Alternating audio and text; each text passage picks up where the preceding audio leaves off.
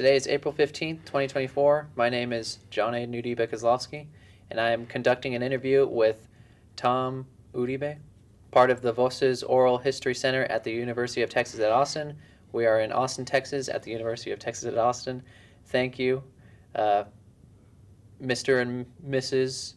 Uribe, for sharing your perspective with us today.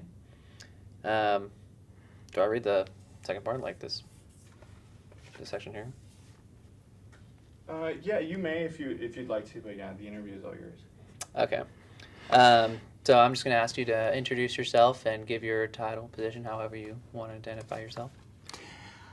Thank you. And thank you for allowing me to be here today, this afternoon. My name is Thomas R. Uribe, DDS. I am a retired dentist. I was born September 28, 1941, and I'm here to do an interview oral history with Voces. Great. So we're just going to start with your childhood years, your migrant years, maybe talk about the different places you lived, California, Guam, your earliest memories, however. Certainly. I'm very happy to share my life experience and to explain all the support of my family, extended family, in getting to where we are today. And I'd like to start with our childhood. My very first memory, I was born to Dolores Reta, and I was born in Crystal City. My mother was a single mother, and I remember the first recollections, memories that I have was at about 3-4 years of age when my mother got together with what would become my adopted father, Miguel Uribe, and they went on the migrant trails to California. But since I was so young at the time, I spent a year, 2 years with my aunt, mi tia Pepa, Aunt Josie, who I would consider to be my second mom because she's the one that I knew at that time. At age 5, 6, my mother came back, and I joined her and my stepfather on the migrant trail to California. And I still have vivid recollections of a bobtail truck with a canvas on the back.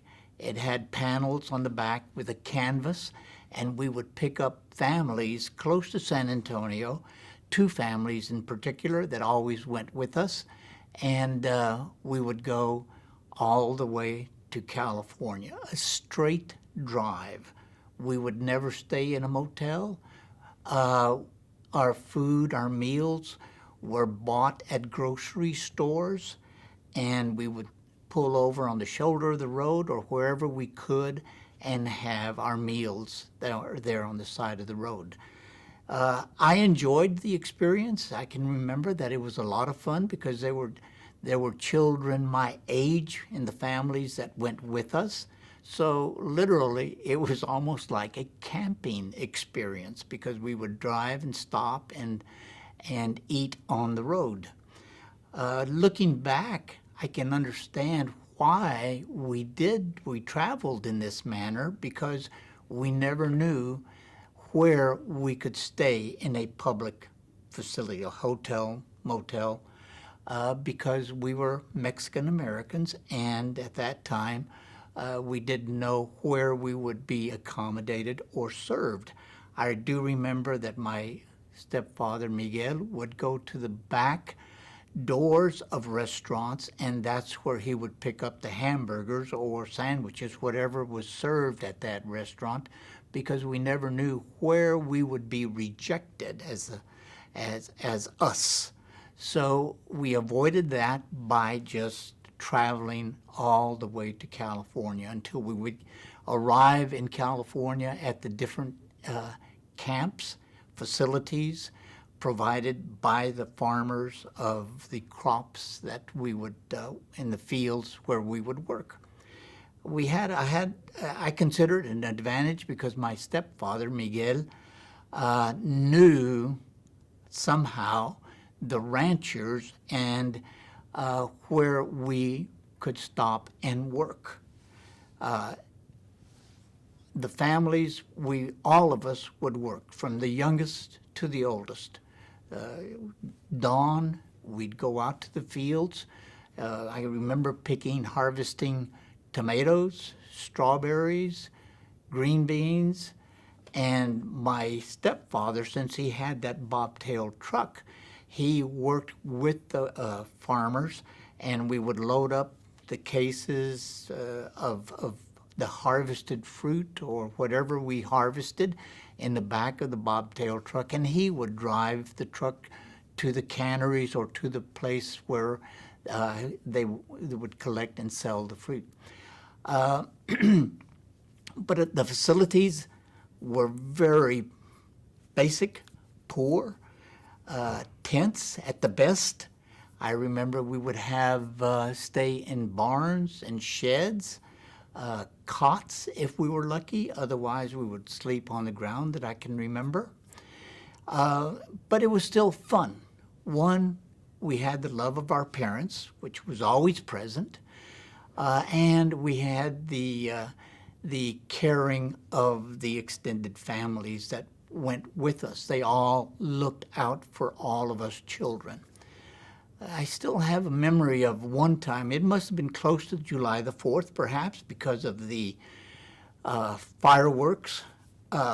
We were playing there where we were staying, and I remember a carload of teenagers driving up, and we were playing baseball. And we were 5, maybe 6, 7, 8 years of age, and for whatever reasons, they started throwing firecrackers at us. And of course, we got scared, and we started running all over the place, and they thought it very funny and to see us running around trying to avoid the firecrackers that they would throw at us. So I experienced such situations, such experiences, but they were not to the point where where it made a difference in our lives, because again, surrounded by the love of our parents, the love of the extended family, and the friendship of us all being in a common situation with a common goal of that time, that's just the way things were at that time. So after going back and forth several years on the migrant trail, my first year of schooling was in Decoto, California, but we would leave San Antonio in about April, May. So I would never finish a school year in the elementary stages. And we would come back from California the end of September after the season of picking and gathering was over. So I never started school with everyone else. So it basically, for the first elementary years, my school experience would be from October till April. And I once counted, because of the transitional phase of our lives, I once counted before going to the 6th grade that I attended 11 schools. So you can see that our lives were very unstable, very transitional, with no real basic roots or friends, long-term friends created at that stage of our lives. But our family was still there. My cousins, the extended family of my mom and stepfather's friends were always there. Finally, we stayed in California because my stepfather got a job with Hunt's Cannery, so we were able to stay there for 2 years in California. He was able to apply and get a job with the Naval Civil Service since he became a very good mechanic. And I can still remember my stepfather having a mechanic shop, auto shop, in the barn at the back of the house we rented, and basically self-taught mechanic. And I can remember that he would be reading manuals in order to understand, in order to repair and fix whatever he was fixing, the car that he was fixing at that time.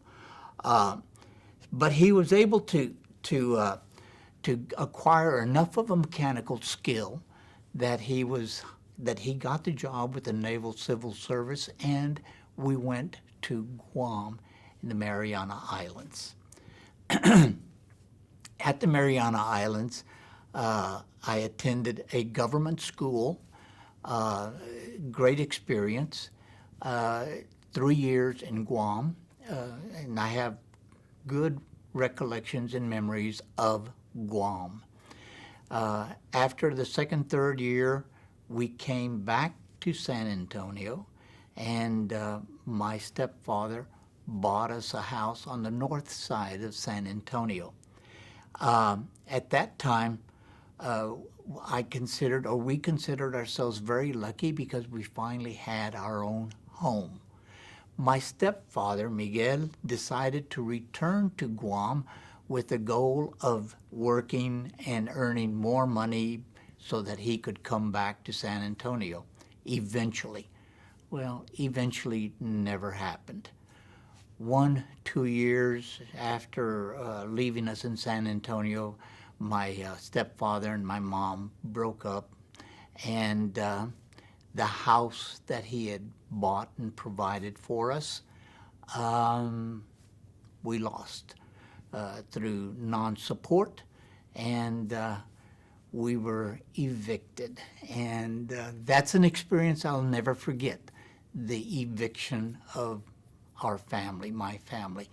It's something that I'll never forget, seeing all of our furniture, basic furniture, or bedroom furniture and stove, and clothes in the driveway where the deputy and his assistants came and just moved everything out of the house and locked us out.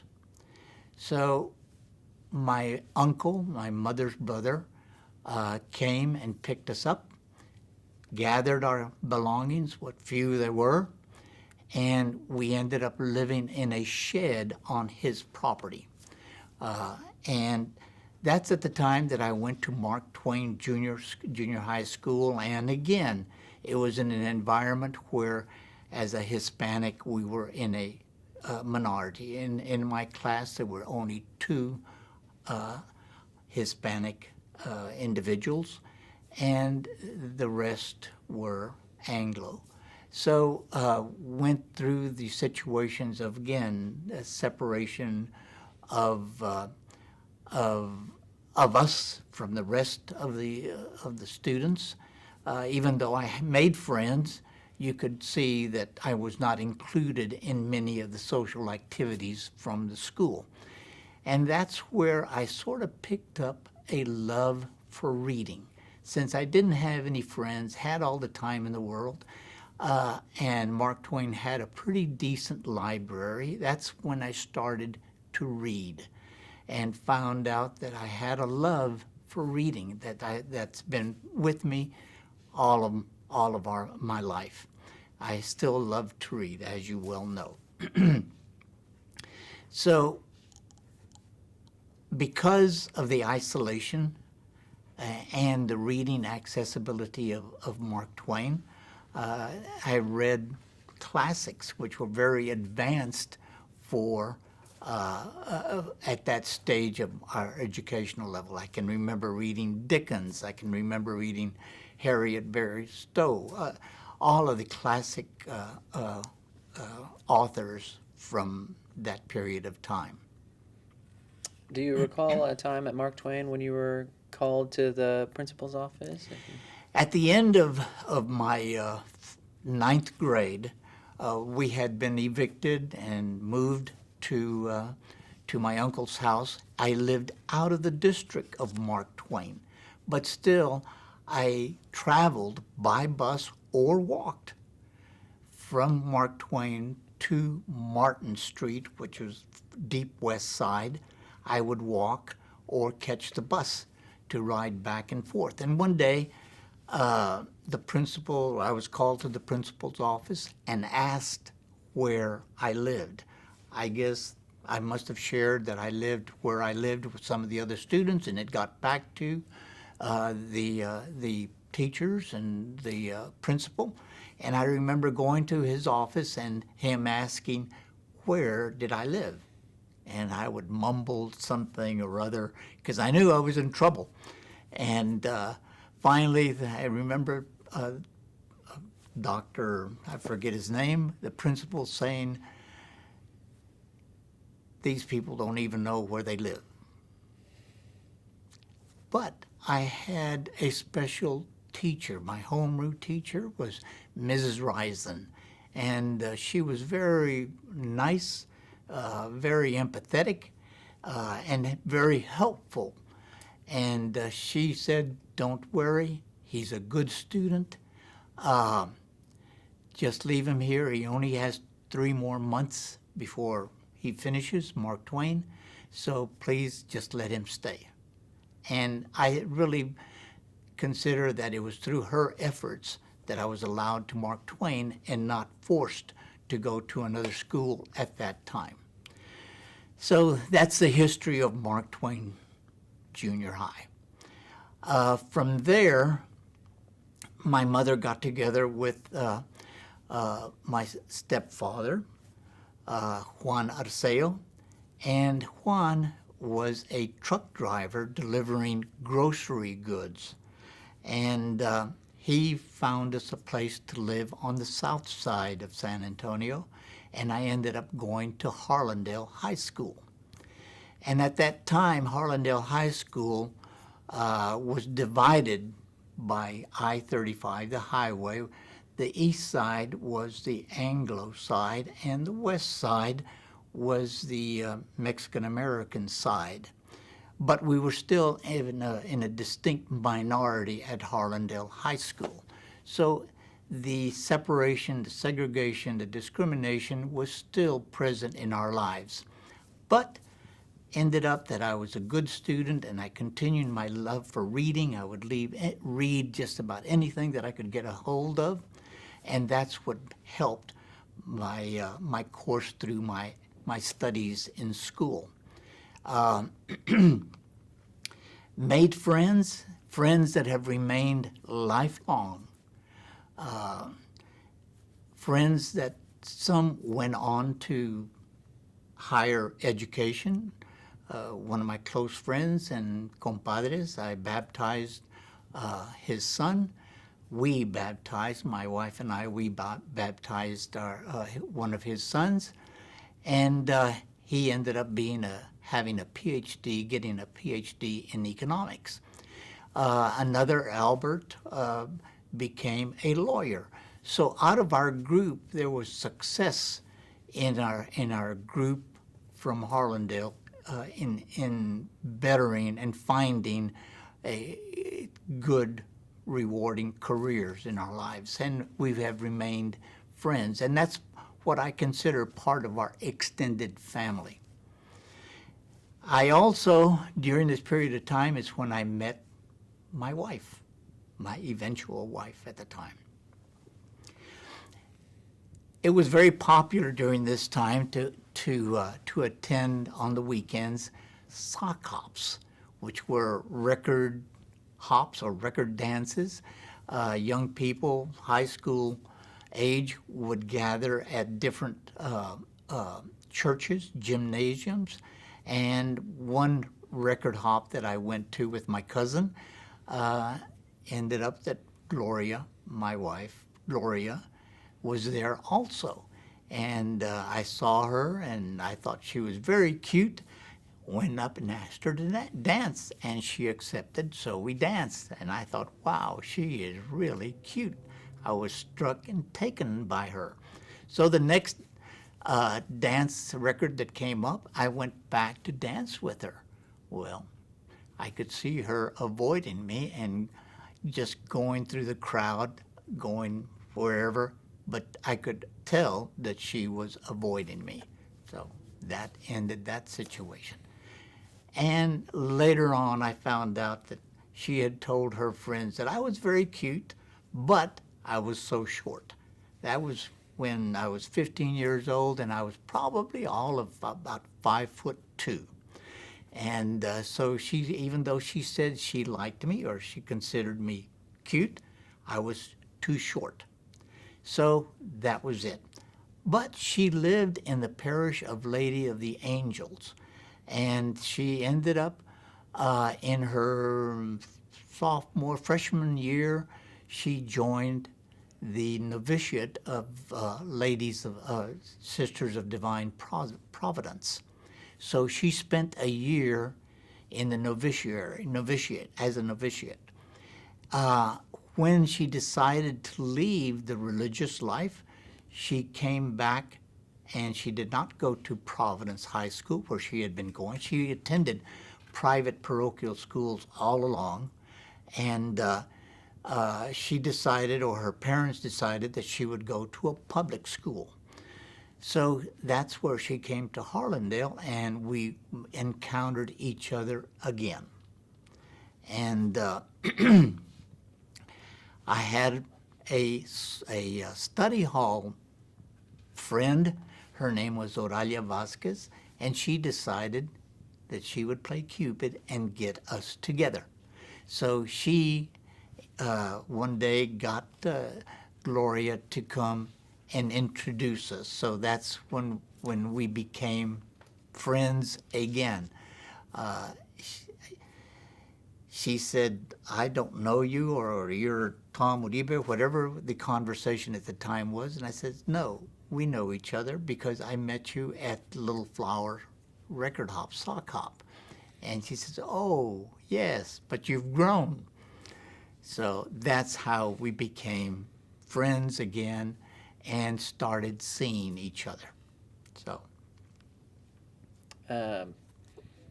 Do you recall the missionary, the Sisters of St. Anthony, going? No say. The convent? Okay, it says the convent. That's what that says. Yeah. The convent that she joined was on the north side of San Antonio, the convent of St. Anthony's, if I remember correctly. And she was a novitiate with the Sisters of Divine Providence. So, but she spent 1 year, and she decided to leave. Yeah, and that's how we got together at Harlandale again. Great. From there, she invited me to escort her to. Well, she stayed there in Harlandale for almost a year, but she didn't enjoy it. She was already used to the academic life of the private school, the Catholic parochial school, so she went back to Providence. But we still kept in touch, and she invited me to her prom, and I escorted her to her prom. So we during this period of time, we remained friends, but we were not boyfriend, girlfriend. Even though I asked her to go steady with me, she refused. And so she dated other friends, and I also dated other girlfriends. But that was a period of time of Harlandale that I can recall. So I just have a question about, you recall how a lot of this experience for you was isolating for you, either at school or on the trail. You most of the times had just your family for support. What was kind of your thought process at that age in terms of how you viewed your community and how you went about trying to create those connections? Like what did you think of that in your age? What was your impression? I know you mentioned you liked the fact that families had kids who were similar age, but what did you think of when your parents kind of welcomed all these people into your life and you kind of created these circles?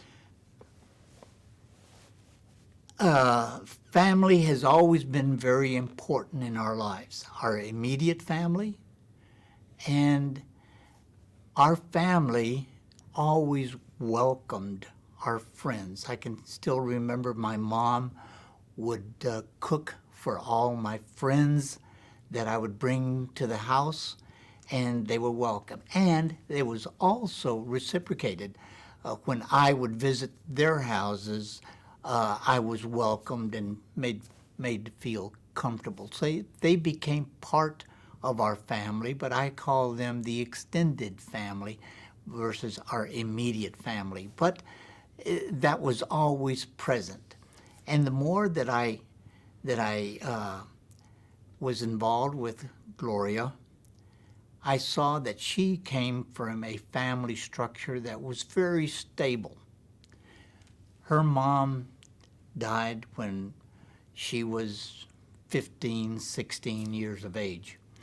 Her mother died very young, but her father continued to raise her and her brothers. So she had an experience of stability, of living in one place, having lifelong friends from first grade all the way through her education. They remained friends, whereas I came from a very mobile situation, traveling, never having a home per se, a house that I could call a home, but the family was still there. Our cousins, I can still remember at this period of time that every Sunday we would go to our grandfather's house, to my mom's father's house, and we would spend Sunday morning breakfast. That was just routine. Every Sunday, the entire family would gather there. So I think that's how I became knowledgeable about how important it was to have a stable family and to have a supportive group around you to encourage you, to support you in whatever your interests were. So I think that's where I got that. But from Gloria, I got the stability factor that families are the togetherness, that they remain together with each other. So I think that's what resulted in that period of time, and it was a learning process that finally started to come into focus as a young adult. That the meaning of family was very important, and at the same time, along with that, somehow the love of reading, the love of education, and I could see that it was so important to improve whatever skills I had in order to provide for my future family. So that became a focus, and that focus was education. So that's how I remained in school for a good period of our young adult life. So after Harlandale, graduated, and I'll never forget my senior year upon graduation. Along the way, all those schools that I attended in elementary, somehow there was a confusion, and I remember, I believe it was either the fourth or fifth grade, where I was taken again to the principal's office, and the teacher saying he knows already the material that we're teaching at this level. He needs to go to a higher level because he's advanced. I had no idea what they were talking about, so they skipped me a grade. And that's how eventually I graduated from high school at age 17 instead of the normal 18, 19, whatever. So I advanced out of high school at age 17 and went to San Antonio College. But before I start the San Antonio Junior College experience, that was the last year that we went on the migrant trail. And the level of our families, of our class of finances, the migrant trail always seemed to be an ideal place to seek work and get income. I can remember that people who would go on the migrant trail to Michigan and Ohio, and one of the things at the end of the year when they would return, they would always return in a new car. And it was to be a successful year because they came back in a new car. Not a brand new car, but a new used car.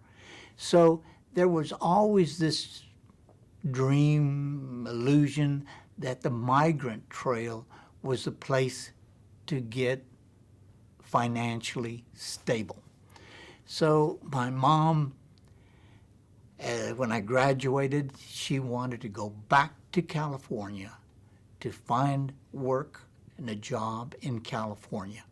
So that was the last year that we actually went as a family to California. And it was my mother and my brother and sister. We went to California to work on the fields and try to earn enough money to come back to San Antonio. It was not a very fruitful trip. We barely made it back to San Antonio, but we had the support of my stepfather at the time, that he stayed in San Antonio with his job, so we were able to get through that summer okay financially. And I arrived back in San Antonio on the day before registration at San Antonio College. So I went to register, and they said, well, did you take your college entrance exam? I said, oh, do you have to take an exam to go to college? The counselors at Harlandale, when I went to visit them my senior year, encouraged me not to go to college. This is a counselor, mind you. Encouraged me not to go to college, but to go into drafting, because I had taken a drafting class somewhere along high school, and I was good at math. And she said, you'll be an excellent draftsman. You don't have to go to college, and I don't think you'll make it in college, or whatever she'd said. She discouraged my wish to go to college. So I didn't even know that you had to take a test. But SAC was nice enough to allow me to take some type of a test, because I remember taking a test prior to registering, and 2 or 3 days later they allowed me to register, and that's how I started my higher education at San Antonio College. And went to San Antonio College for 2 years,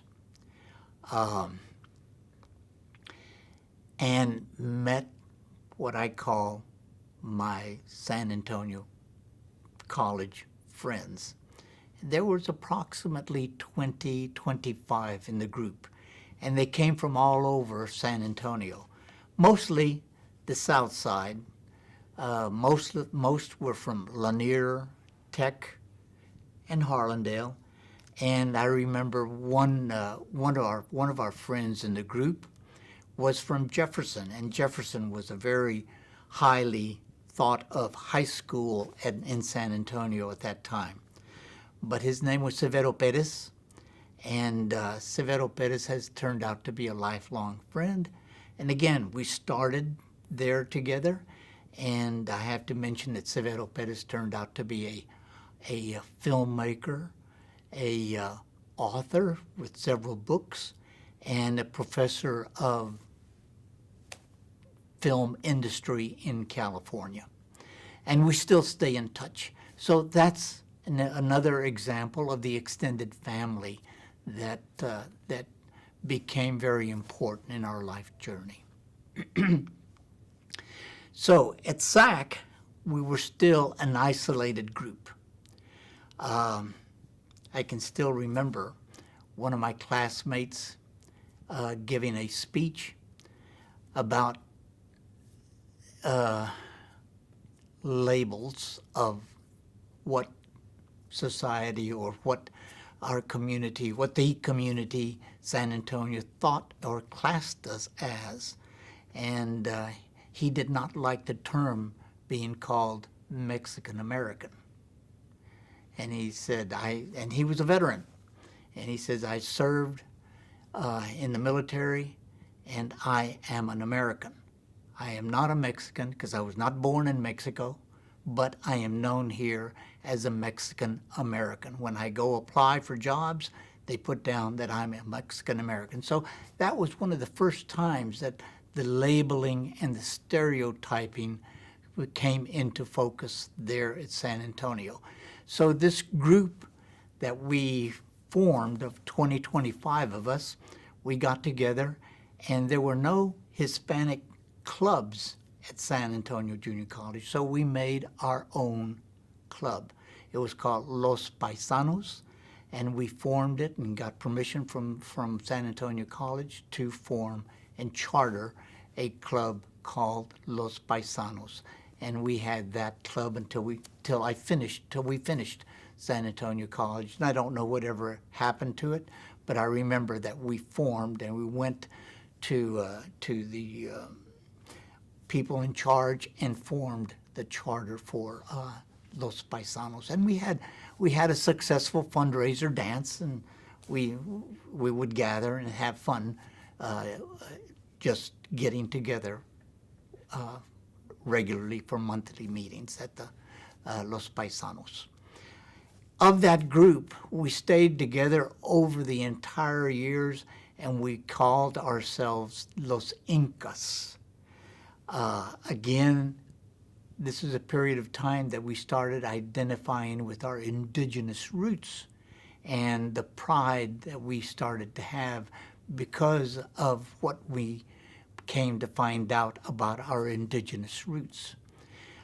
So we called ourselves Los Incas, and that group, over the years in San Antonio, we would gather monthly, every other month, for luncheons or dinners, just to stay in touch with each other and share the experiences of our families, of our children, their accomplishments over the years. Sadly, though, as you can tell, time has gone by, and of the 25, there's only 3 of us in the group left.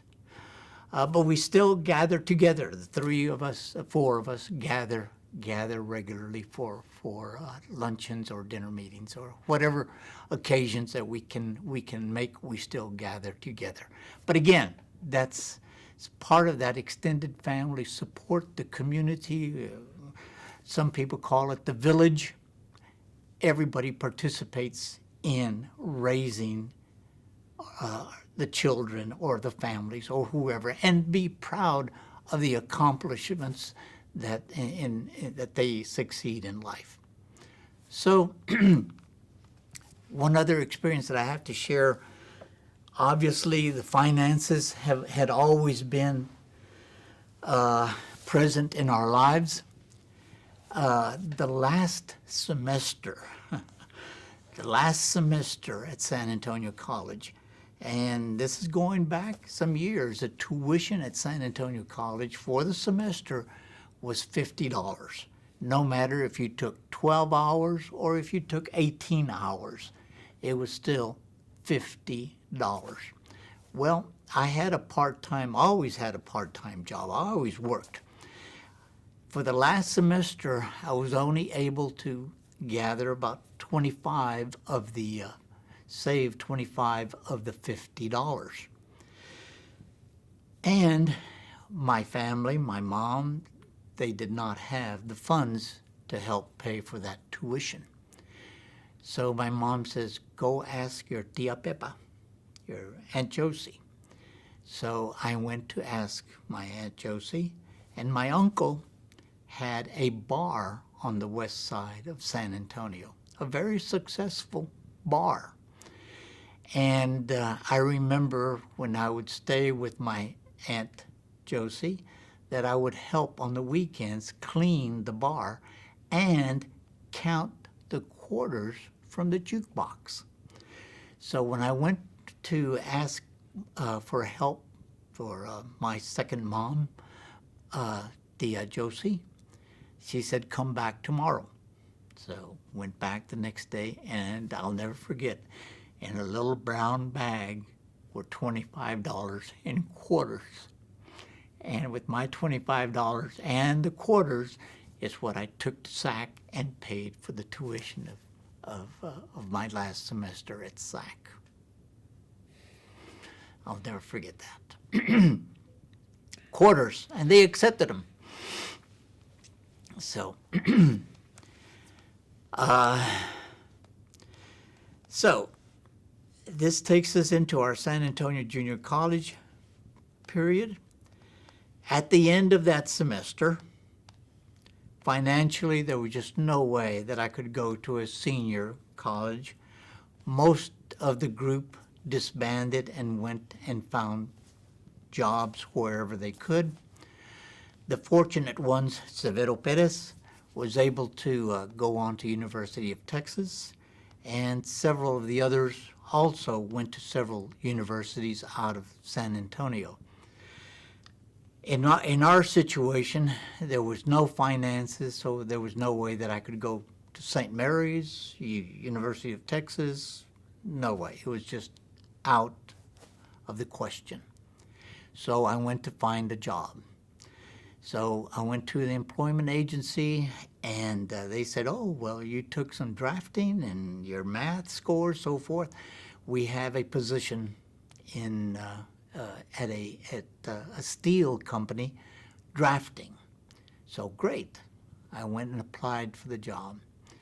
And I'll never forget the man who did the interviewed me, and at the end of the interview, he said, you're qualified for the position, but I see that you really want to go to school. If we hire you, I doubt you'll ever go back to school for your goals. So I am not going to hire you. What? You're not going to hire me? I qualify for the job, but you're not going to qualify me on the basis that I want to go? I'll still go to school. Says, no, you won't. You'll get a job, you'll get married, that'll be the end of your career. So I want you to continue your studies, and I'll never forget him. Because way later, after I came back to San Antonio as a dentist, as a professional, I ran across him and reminded him that he was one of those factors on the road journey of life where you have a decision to make, and if you had made the alternate decision, the life of your direction in life and career would be completely different. That's one of the first pitchforks of choices, of directions in my life.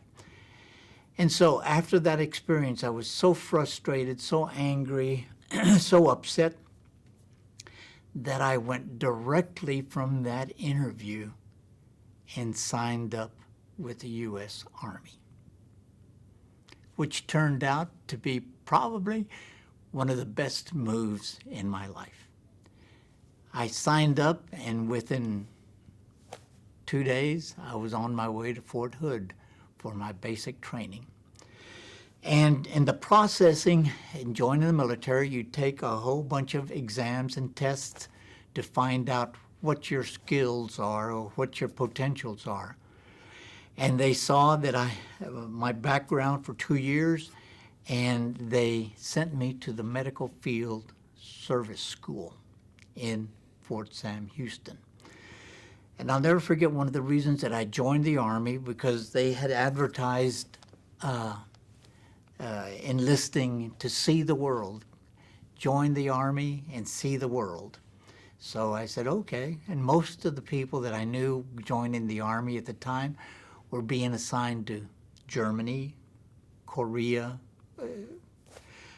other parts of the world. So I envisioned myself being assigned to Germany and visiting different areas, and ended up at the Medical Field Service School in Fort Sam Houston, San Antonio. Living in San Antonio, from San Antonio. So after I finished the 24 weeks at the MFSS, I was assigned to the so-called internship of working in the hospital for 6-8 weeks. And then from there, I was going to receive my permanent duty assignment.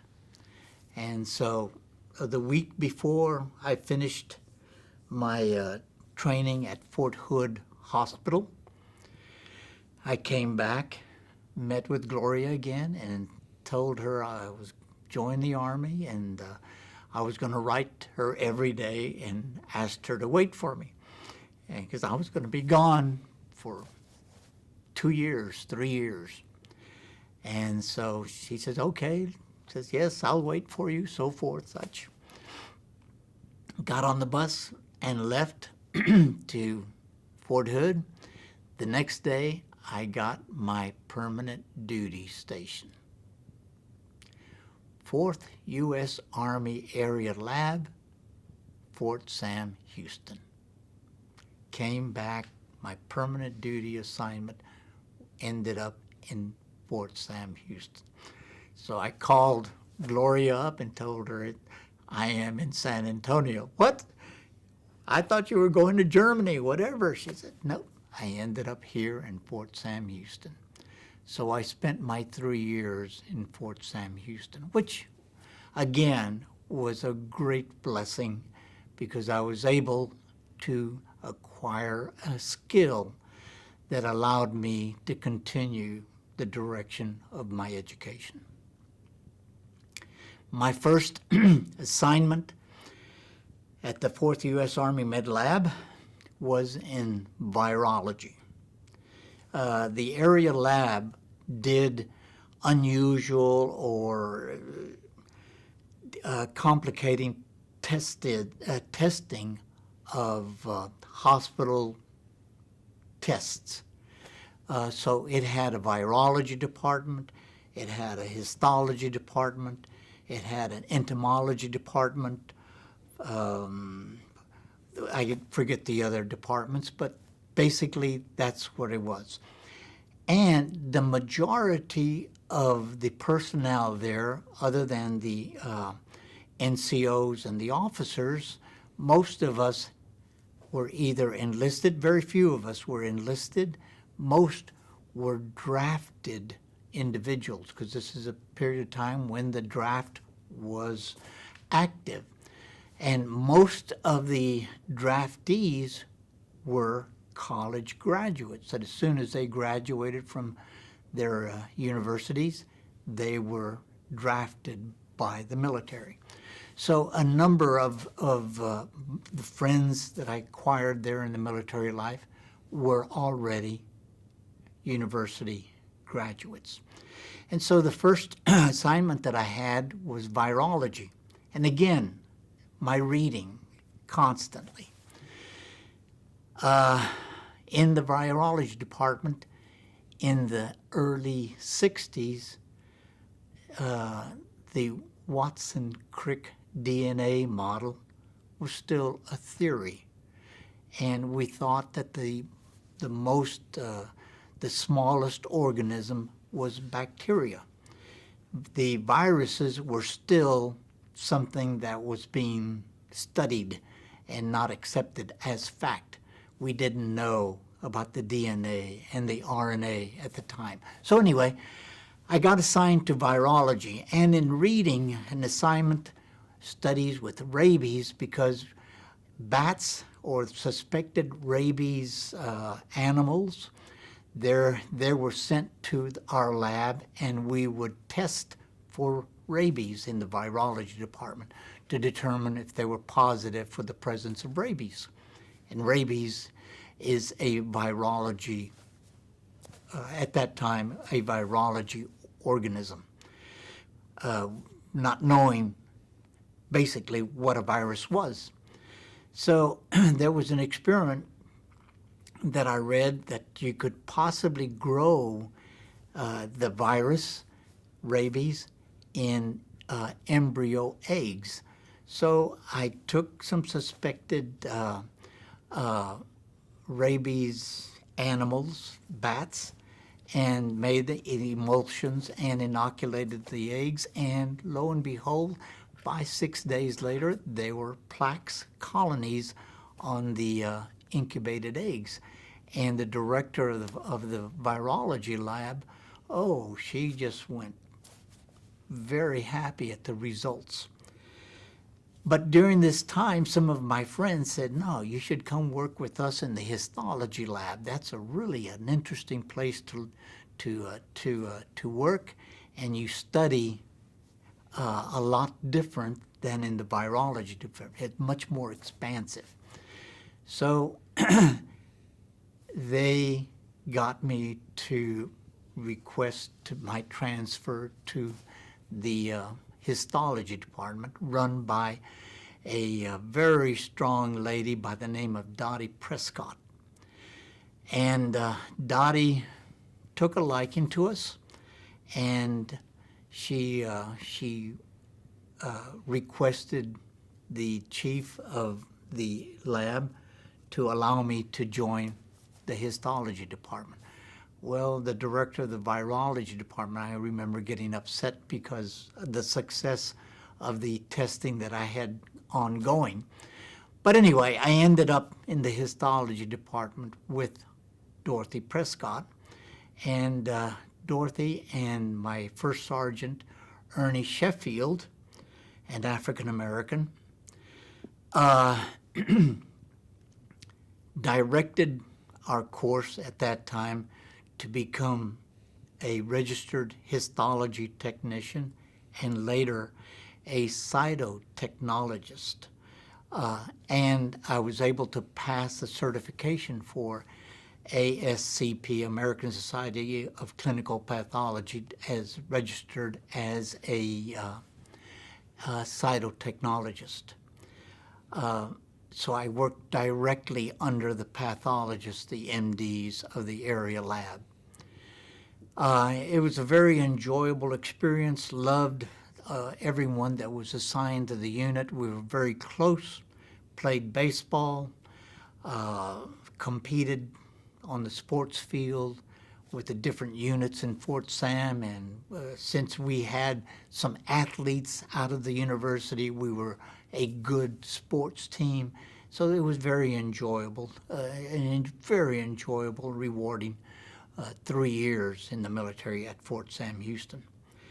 But came the time that the end of my enlisted time, and I remember a sergeant coming to the laboratory to ask if I wanted to re-enlist, and the advantages and the benefits of re-enlistment.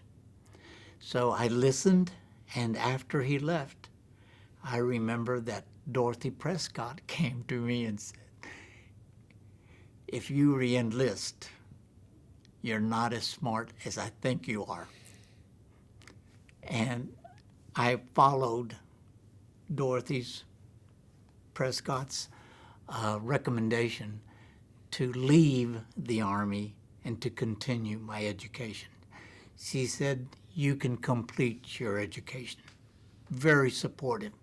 And all along through our educational process until she passed, Dorothy Prescott was present in our lives. Also, the pathologists, the medical doctors, also encouraged me to leave the U.S. Army and to continue and finish my formal education. So that's how I ended up leaving the Army and going on to St. Mary's. But another very important thing that happened in this period of time in the military, I'm going to take just a quick little break.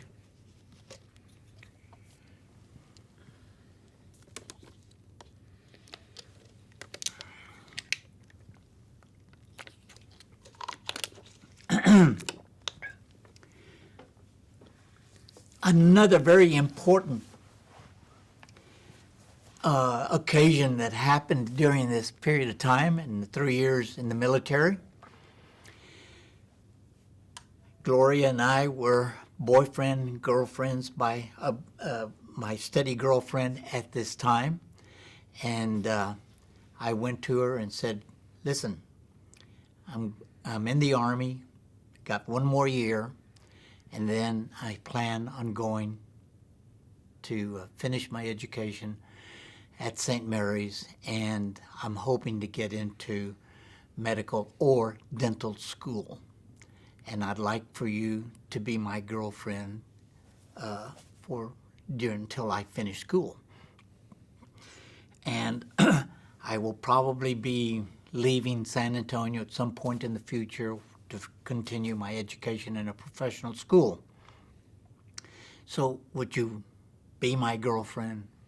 Will you wait for me while I finish my school? And she said, no, I'm not going to sit here and wait for you. No, that is not acceptable to me. I said, oh, wow, okay. So left, thought about it, came back a week, 2 weeks later and said, Gloria, will you marry me? And she said, yes, immediately. So I always find it odd that she refused to be my girlfriend, but she accepted to be my wife. So that's how I ended up with your grandmother. But we got married while I was still in the military, our last year, and immediately, 10 months later, we had our firstborn, your mother. And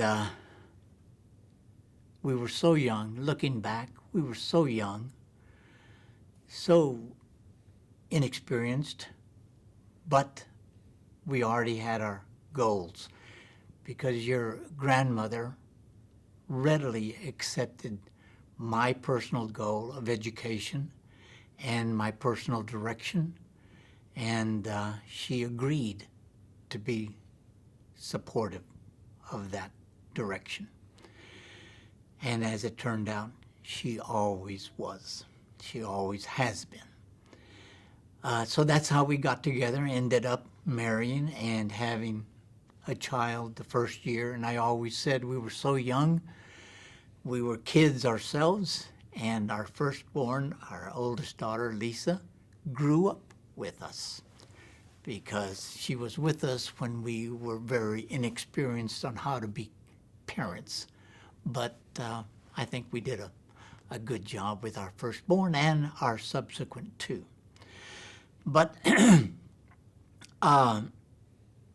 from the military, I left, but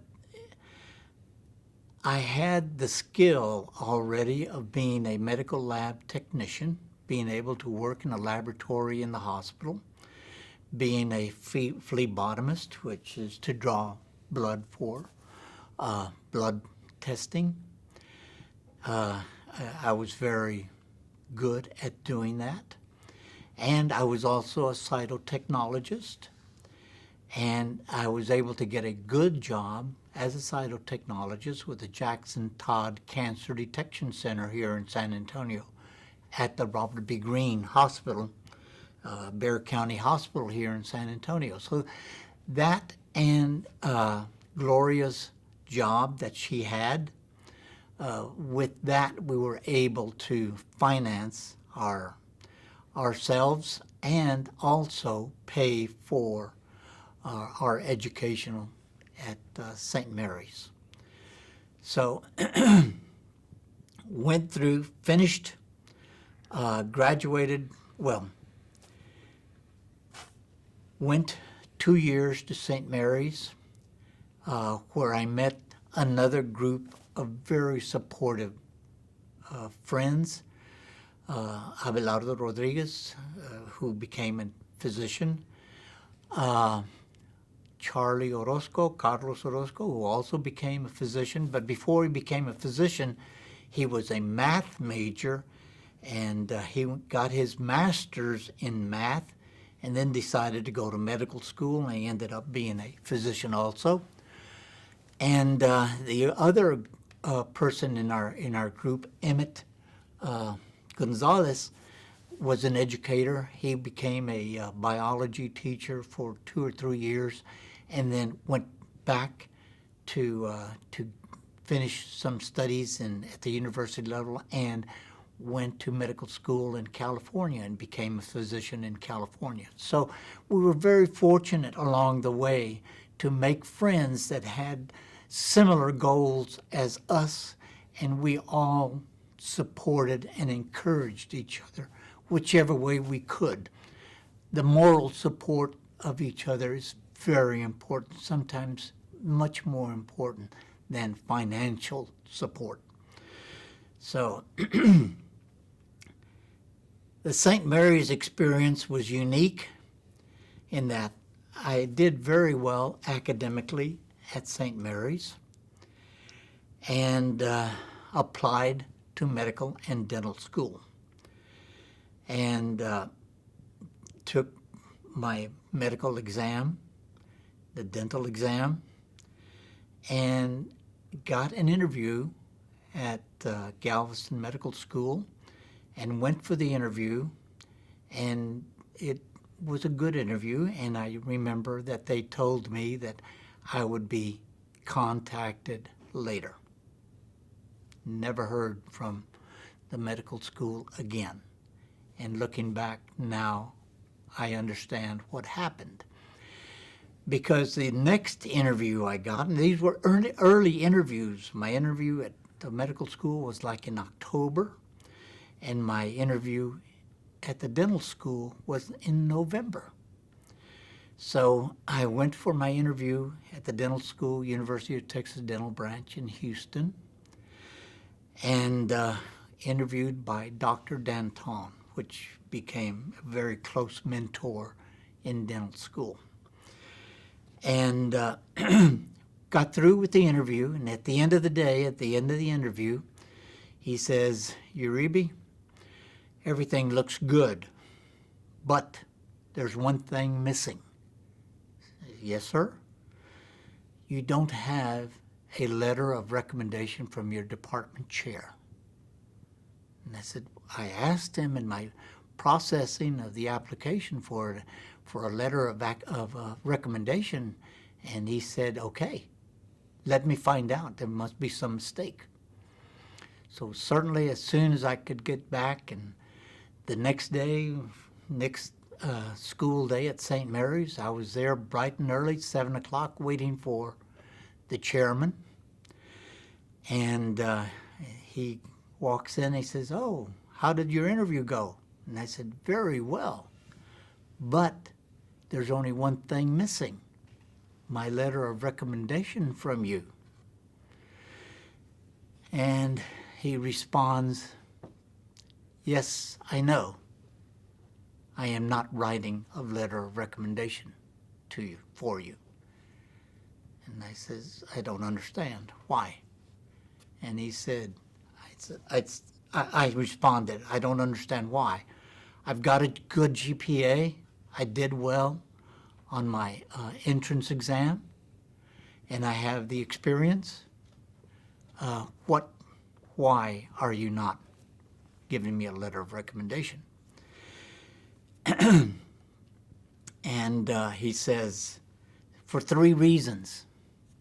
1, you're married. 2, you have a child. 3, you have no money, and I doubt you will finish a professional school, and I don't recommend anyone that I have doubts that they will finish." And that was it.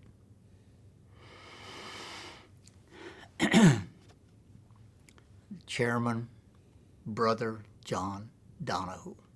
I'll never forget him. Very important person in our lives, to be one of the individuals not encouraging in our life path journey. So Anyway, I go home to Gloria and I give her the sad news and say, I'm going to take a job with the public health, because I had already been recruited by the public health department to take a position with the public health.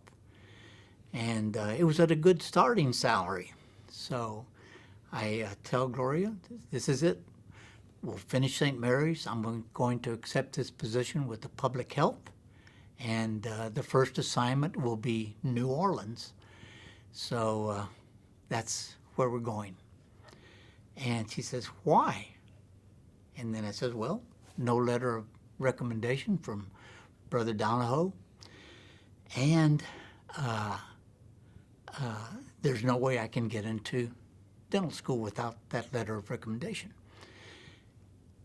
And this is, again, one of those forks in the road that the decision you make will direct your life in an entirely different situation. And Gloria says, no, you want to go to a professional school. Call Dr. D'Antone. And part of the conversation, my wife can be very, very descriptive in her language when she wants to. And she described Brother Donahoe in some very terms that I can't repeat right now, but she convinced me at the end to call Dr. D'Antone. She told me, call Dr. D'Antone and tell him exactly the reasons that he was not recommending you.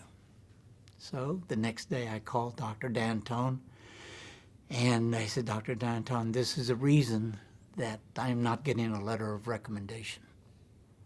I'll never forget. Dr. D'Antone starts laughing at the other end of the telephone, and he says, Uribe, you'll get your letter of acceptance in the mail next week. So that's how we ended up in dental school. And again, this is just one of the influences, one of the situations where Gloria encouraged me and influenced our decisions in the direction of our lives. Okay. So, can we take a short little break or something? Absolutely.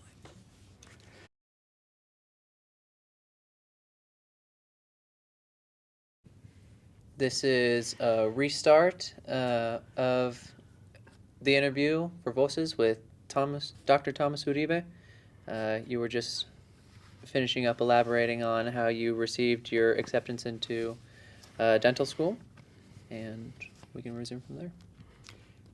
Thank you.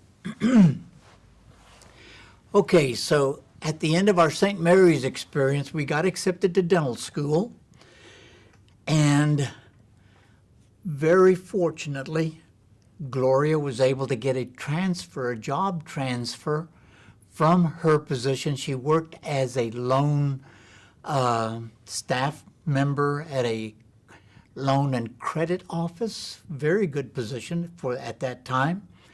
So she was able to transfer in the same job, same position, to a office in Houston. So what we did was we rented a trailer and put all of our belongings in a small trailer. It was not a big trailer, and moved to Houston. The only sensible thing that we did at that time was leave your mother here in San Antonio with relatives, because we had no idea where we were going to stay, what was going to happen, and so we moved to Houston. All excited about going to dental school, but at the same time, not having any knowledge of where we were going to spend the night. So we went traveling, hauling a trailer, and all the places that we looked at were not the best apartments. And fortunately, again, the dear Lord taking care of us, Gloria sees this man putting a for rent sign in front of this house. So she says, look, there's a rental there. Let's stop and see what it is.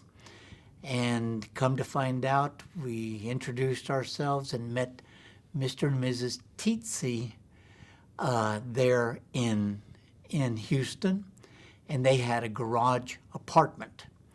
And it was just basically one room, enough for a bed, and then the refrigerator and stove and a small table.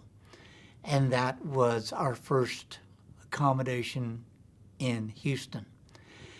And I remember that somehow we mentioned our child, Lisa, to Mr. Teetsy. And right away he says, oh, I did not know you had a child. I didn't see a child. You cannot have a child here because there's a stairwell and it's open, and I don't want your child to fall on the stairwell and get hurt. So no, we don't allow any children. But your yaya, your grandmother, can be very convincing when she talks. So she convinced Mr. Teetsy to allow us to stay there with our daughter, Lisa. And later on, as time went on, Mr. Teetsy became a good friend, and oh, they loved your mother. I can still remember seeing Mr. Teetsy on his riding lawnmower with Lisa in front riding with him, cutting the grass. So they were very good landlords. Later on, they had another house, a bigger house, rented in that next door, and they allowed us to move into that house next door, which had a bigger house. We didn't have the furniture, and one day after moving into that house with no furniture, we went to a washateria, and there we met the Tristans, and he had just gotten back from a concert in Mexico with Lola Beltran, I'll never forget. And he had these pictures of Lola Beltran and the concert. And we started visiting with them and connected.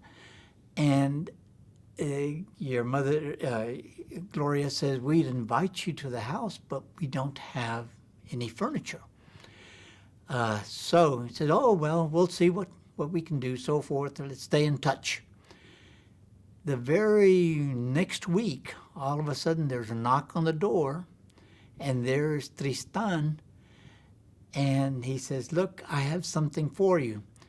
We just bought a new couch. This is our old couch, and we thought maybe you'd like to use it.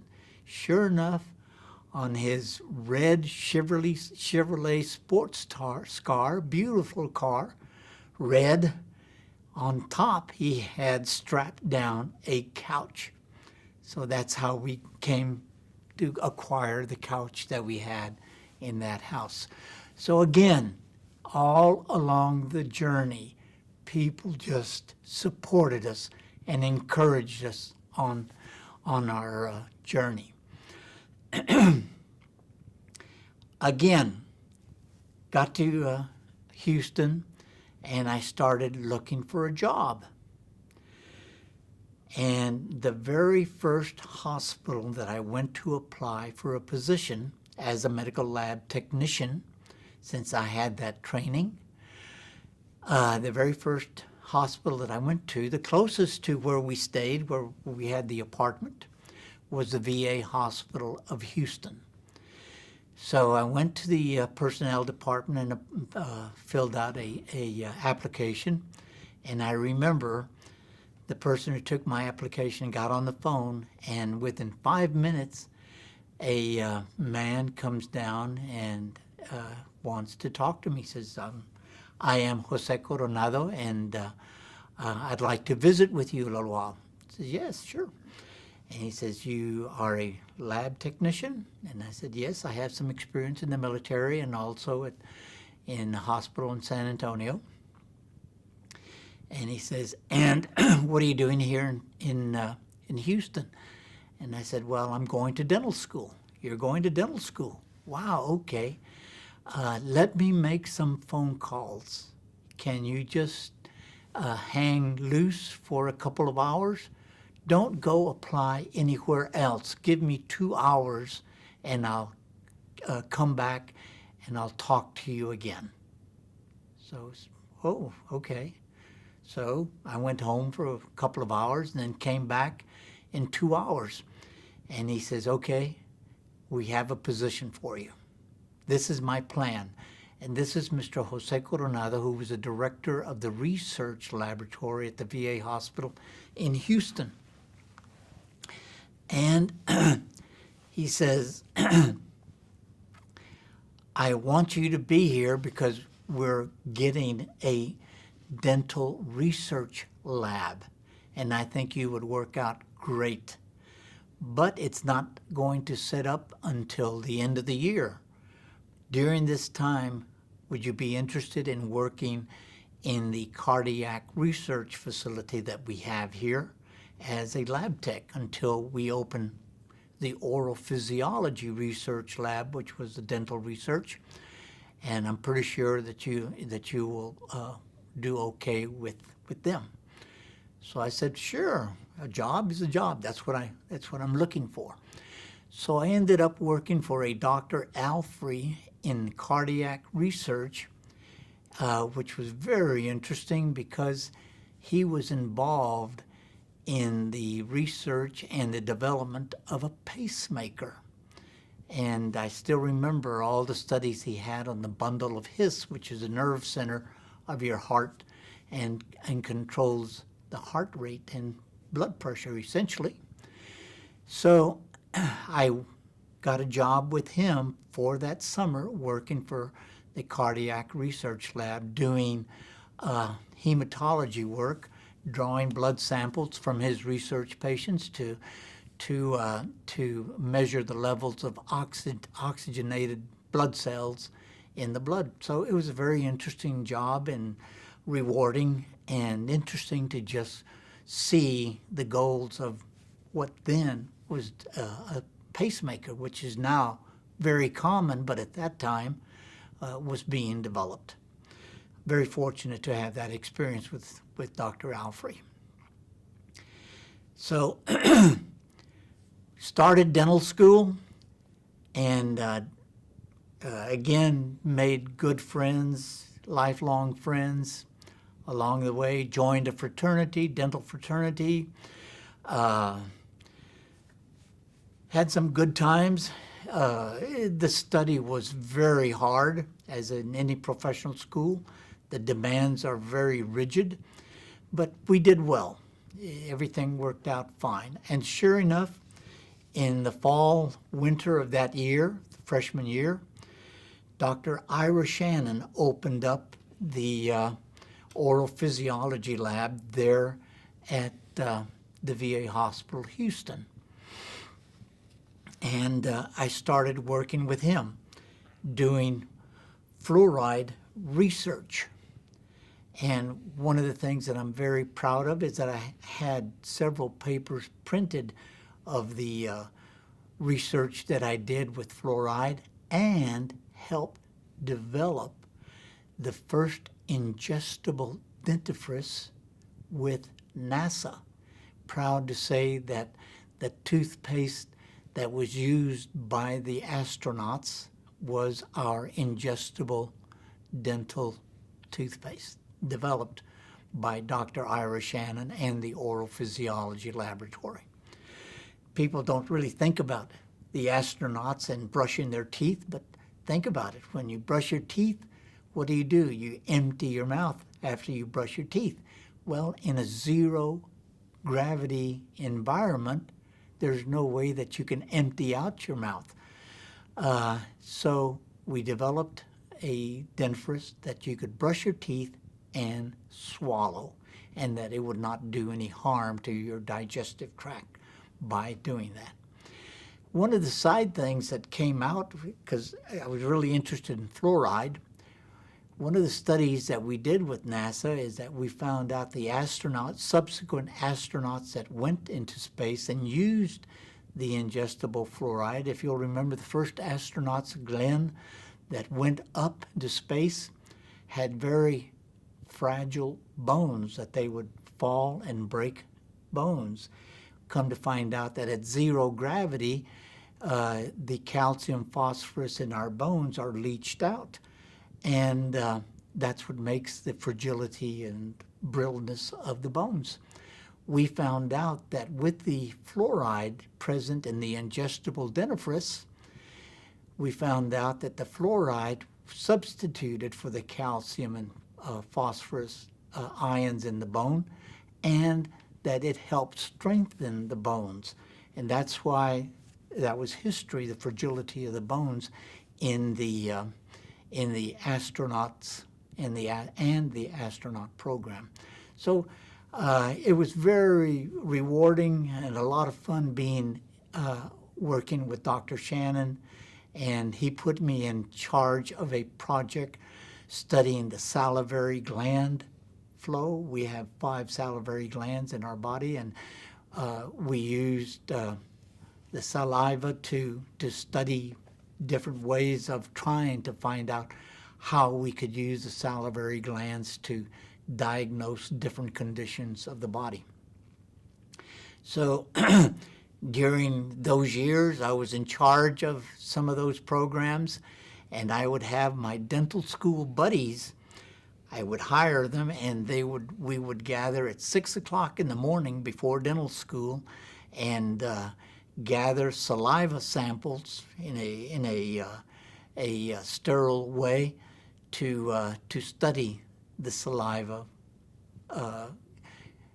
from my fellow dental students. So I had that was part of my jobs, and it worked out perfectly because I had a job and I still would be able to dedicate my time with dental studies. And all along the way, Jose Coronado, the director of the research, kept track of us and supported us again through these studies. He would just call and find out how things were, how we were doing, how Gloria and the family was doing. And he was very supportive, very supportive. And Dr. Shannon also tried to direct our lives in research, because that was one of the things that I really liked to do at that time, research. And he envisioned, after getting through dental school and after getting through whatever programs that we had in the VA and obligations with the VA, that I would possibly continue my studies and get a physiology doctorate to help my direction in research. But by that time, school had been enough. And so after graduating from dental school, and it was a big occasion. I was so proud to see both my moms. First, my family, Gloria and Lisa, and by this time, Anita, our second child, was born. And I have to make a comment that you have to remember that during all of this time, the finances were taken care of by my favorite uncle, Uncle Sam.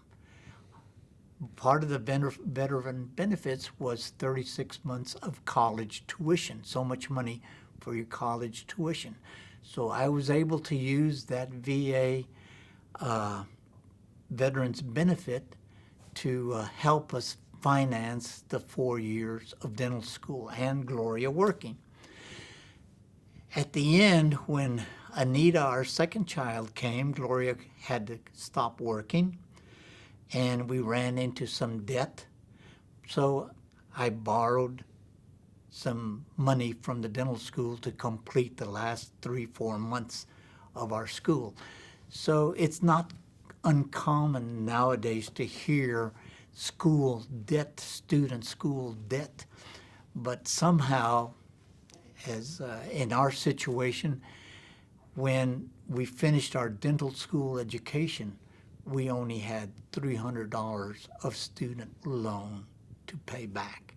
And it was because of the support, efforts, discipline of Gloria and myself also working as a lab tech while going to dental school and working with the oral physiology research department.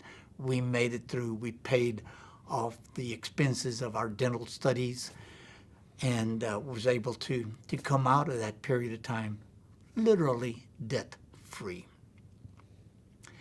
One other experience in my dental school is that I finished my dental school requirements, my treatment requirements, in January of our senior year. So I had 2-3 months of which literally didn't have much to do. And so one of my professors came and asked, would you be interested in going to Huntsville and treating prisoners in Huntsville? And I said, oh, wow. And you'll be by yourself. There'll be no professors. There'll be nobody supervising you. You'll be by yourself. And I said, okay, great. That means I can practice on my speed and really get good and fast and not have to check off each clinical procedure step with a professor. He says, yeah, I'll go. So I was very fortunate to be able to be assigned from the dental school to Huntsville, the Walls, and practice in their dental clinic on the prisoners at the Huntsville Penitentiary, which was a great experience, and I became much adept and speed-wise in my restorations and my limited surgery that I did there. So it was fun, and it was an experience, because I'll never forget, and I've heard other people who have shared the experience of going into a prison that when the gates close behind you and you hear that clang of the lock closing and that you are inside knowing there's no getting out no matter what, it's a very unique, distinct feeling you have when you hear the slamming of that door behind you. I'll never forget that experience. But it was a good experience there to learn and practice my skills of dentistry. So after graduating from dental school and celebrating with the family, accomplishing that degree and seeing the joy that it brought to all my family, it was great.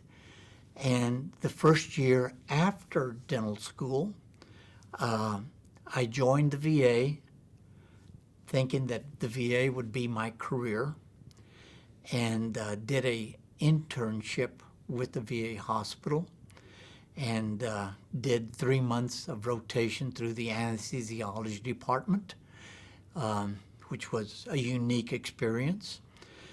And then after completing that internship, I was assigned to Muskogee, Oklahoma, and where our son, our third child, was born. So in our family, we always say we have an Okie from Muskogee, which is our son.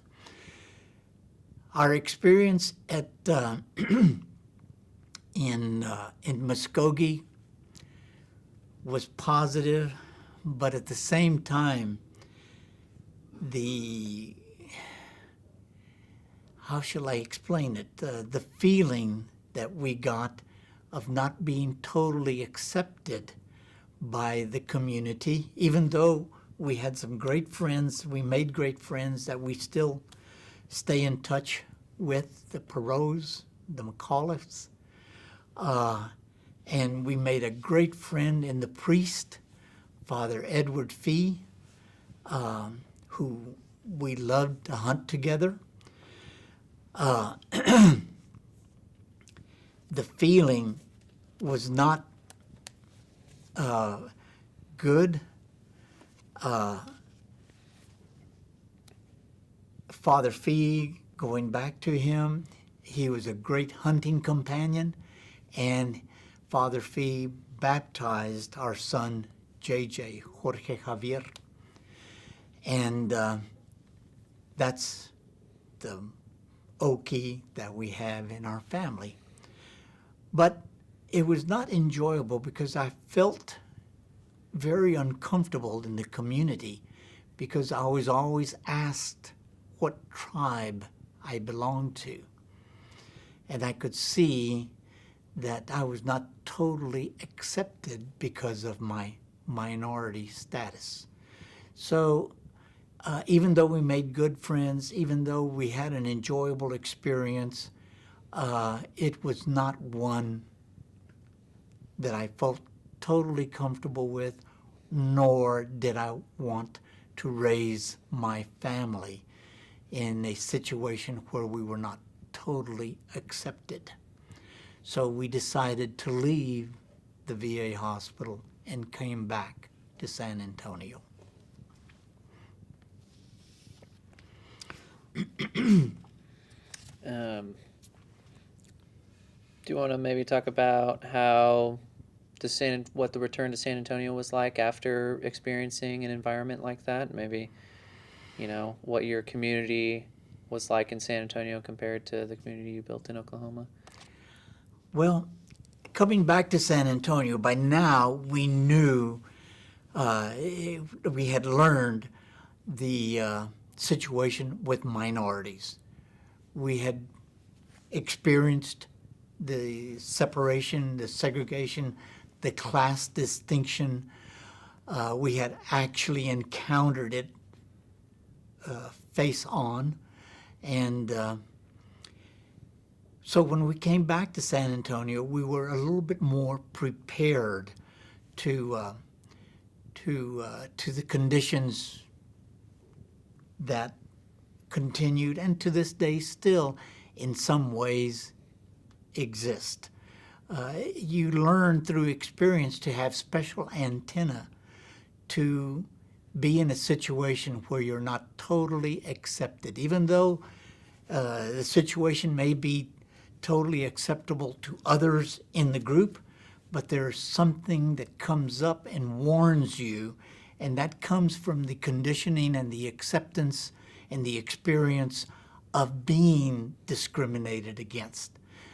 So when we came back to San Antonio, we were much more prepared and much more aware of social justice situations and the movement that had been started in the 60s, the Chicano movement. I can remember our own gente, our own people saying, no, we're not Chicanos, we're Mexican Americans, we're Latin Americans, we're at that time barely, Hispanic term was barely coming into usage, but they would deny the term Chicano because of the notation of Chicano perhaps being too activist and too against the grain of assimilation into American society or into the country's society. There was a distinction of it. So we proudly accepted the Chicano term and became part of that activism in social justice of that period of time in our lives. We we became followers and had the fortune of meeting Cesar Chavez personally.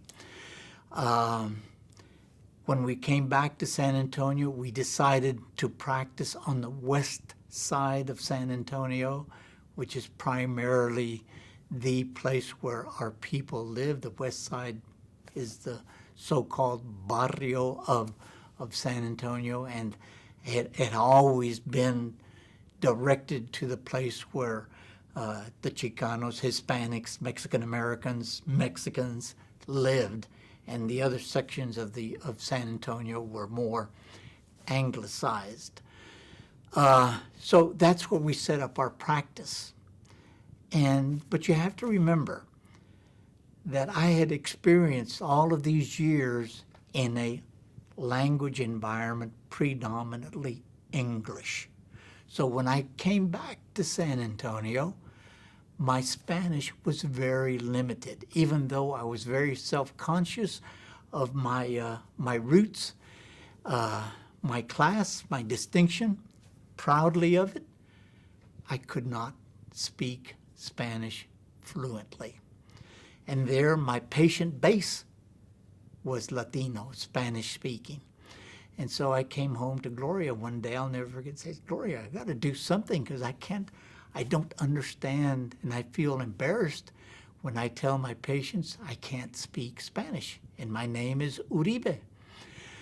So started Spanish classes with a priest that we knew. He gave me personal time, and we would speak only in Spanish, practicing with him, corrections, grammar, and so forth that he would teach me. So I owe Father Villanueva a lot in the direction of my becoming fluent, bilingual fluent in Spanish and English. The other thing along in that direction, there was a club called the Sembradores de Amistad in San Antonio. And it was an organization to promote the culture of Mexico. And it was primarily Mexican-born physicians, professionals that belonged to the Sembradores de Amistad.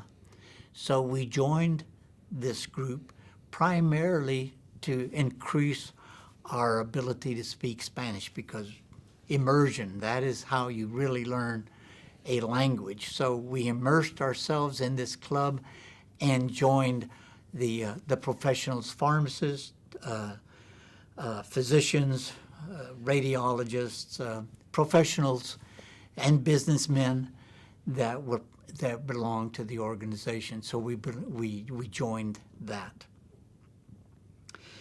Along the way, again, like I say, we became activists with Cesar Chavez.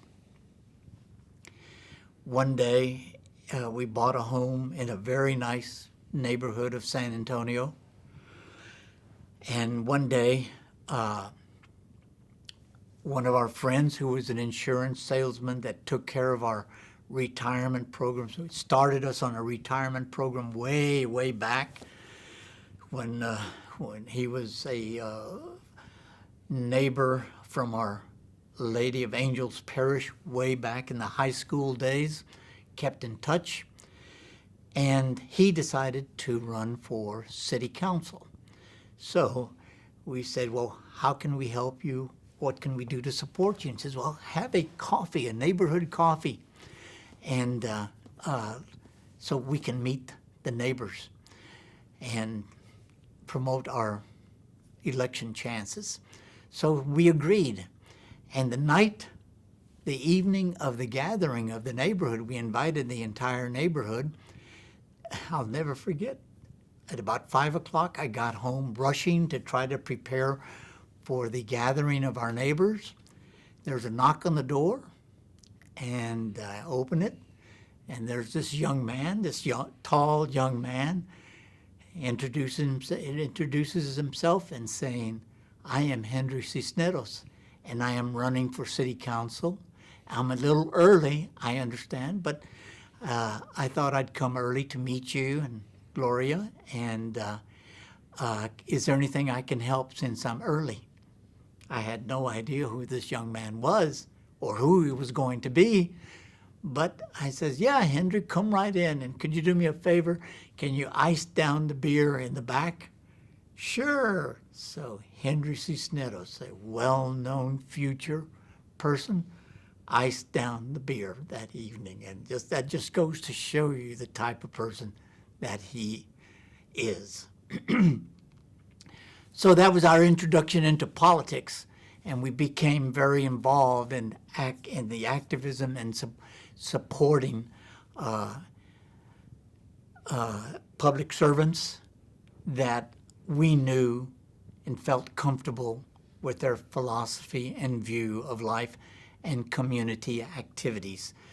And I also learned through these connections of the power of being at the decision level of politics, of governing. So that was our introduction into politics. So we became involved in several candidates' programs, and one of the city council officials was a man by the name of Dr. Jose San Martin.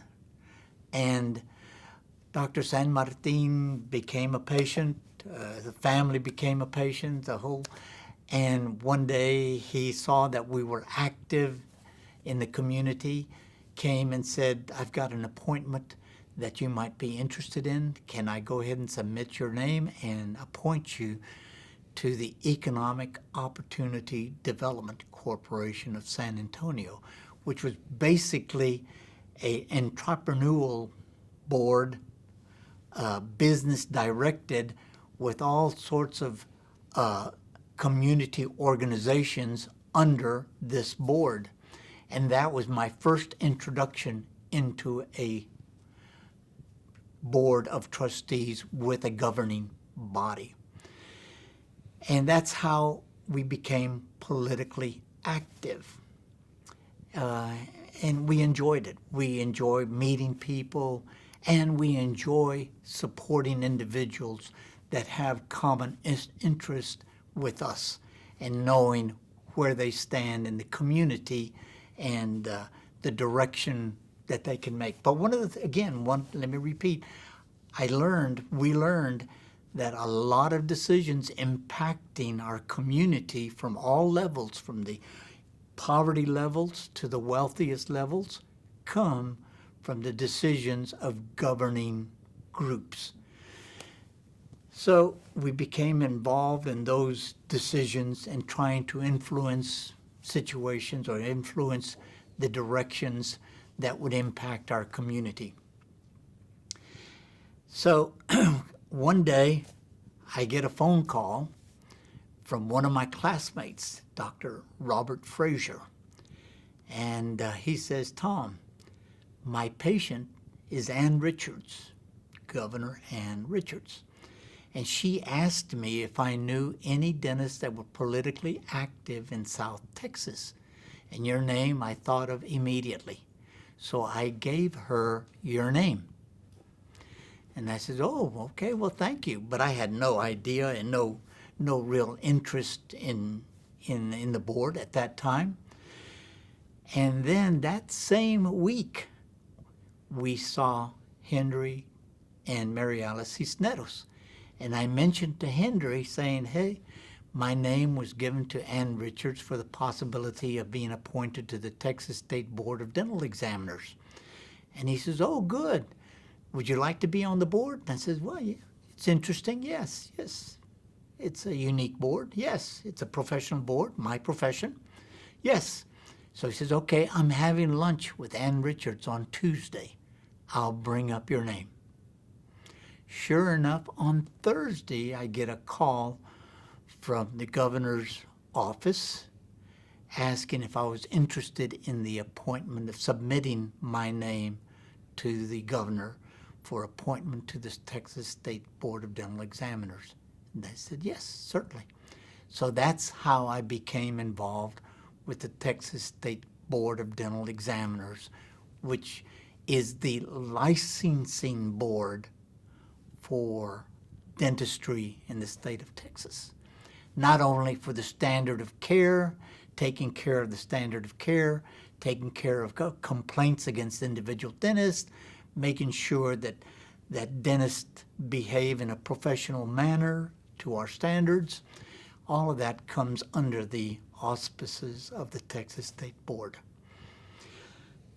So that's how I became involved with the Texas State Board Dental Examiners, and It was very interesting, very enjoyable, rewarding, because at the time, the Texas State Board of Dental Examiners did the licensure examining themselves.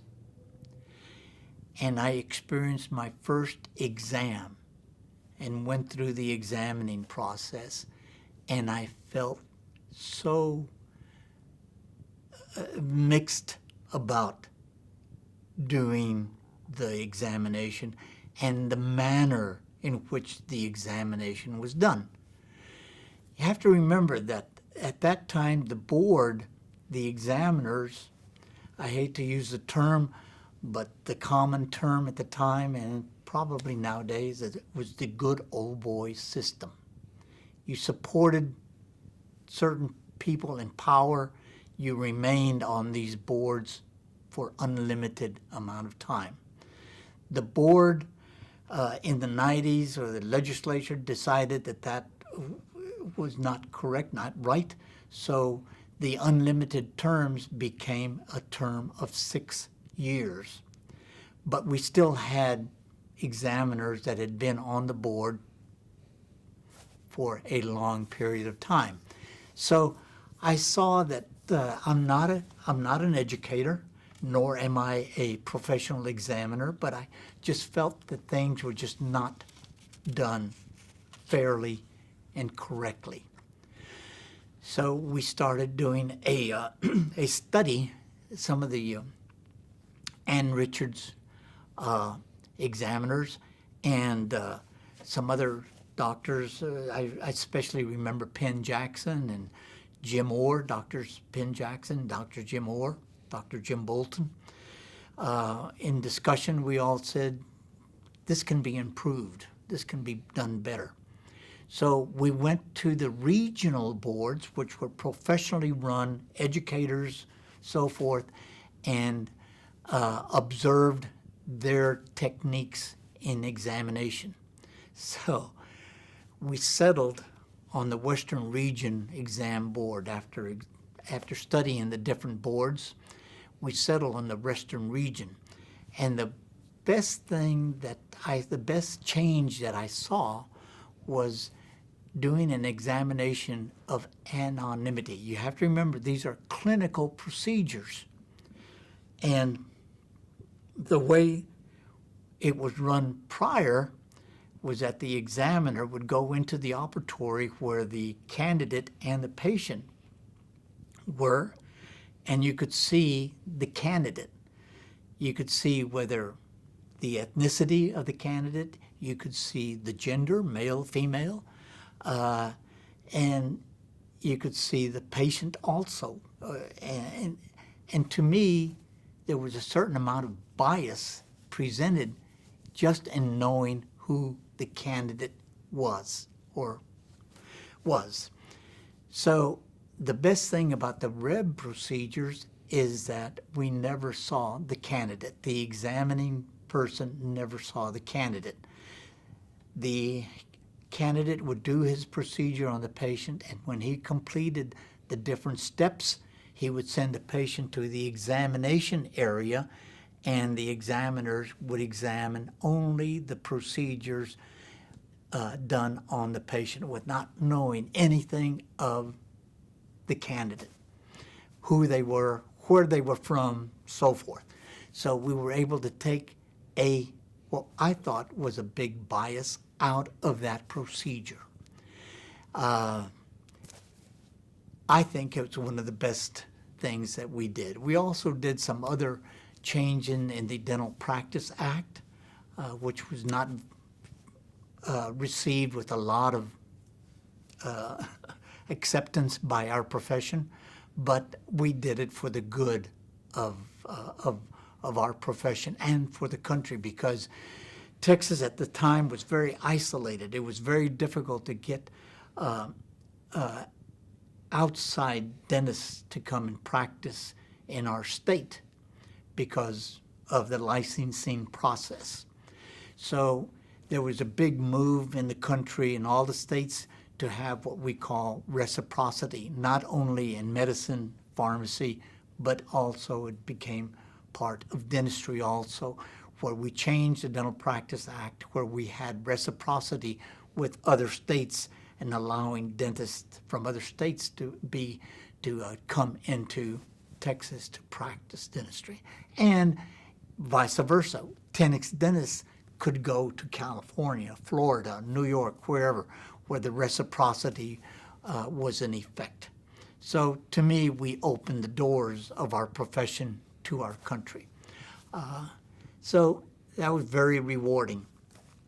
And along the way, going back to San Antonio and have our activity, we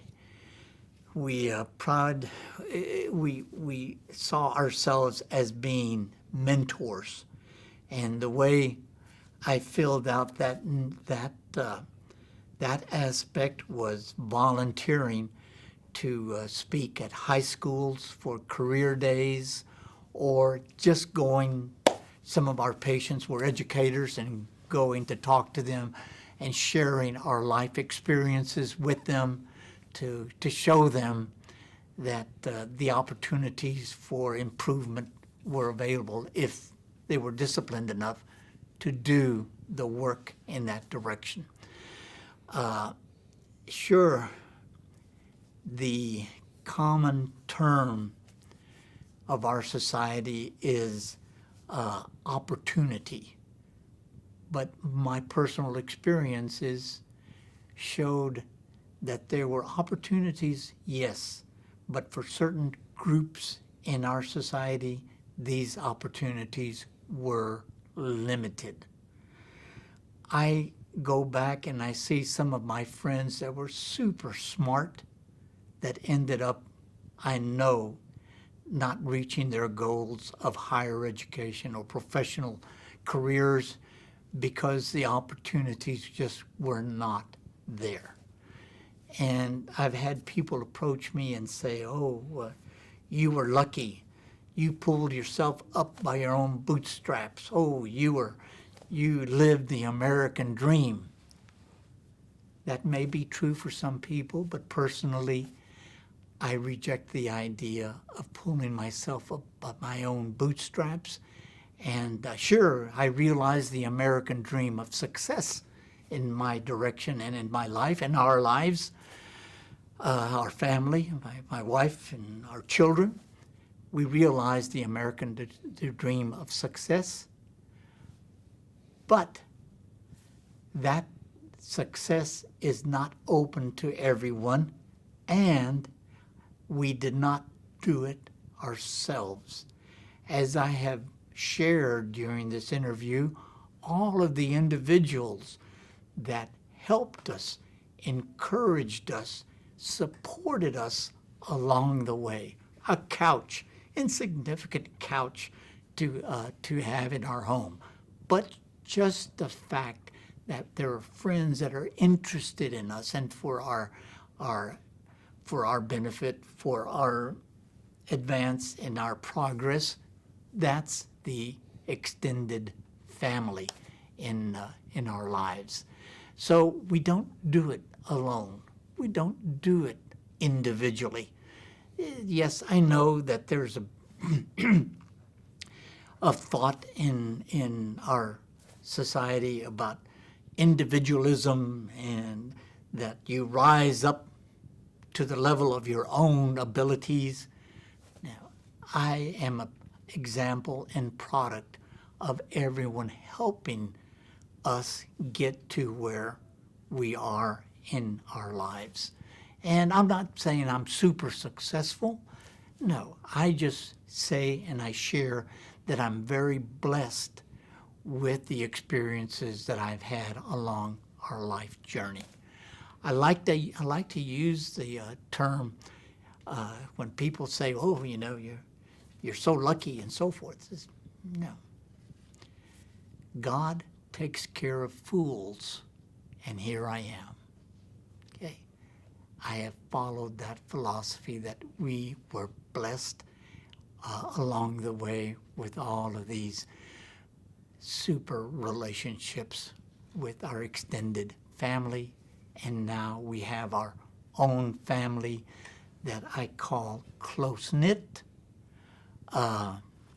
with common interests, and enjoy just getting together with each other.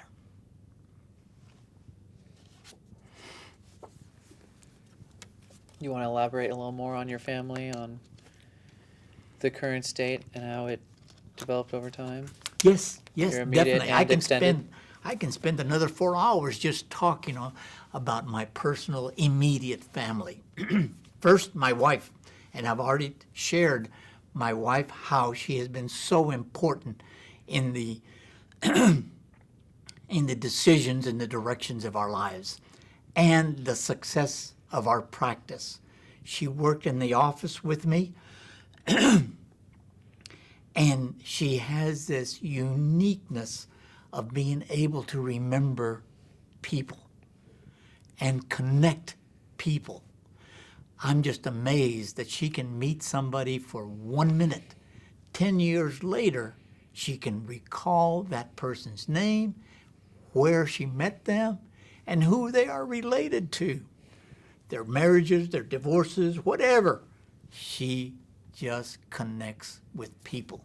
So I am very fortunate to have as my life partner someone with those unique qualities.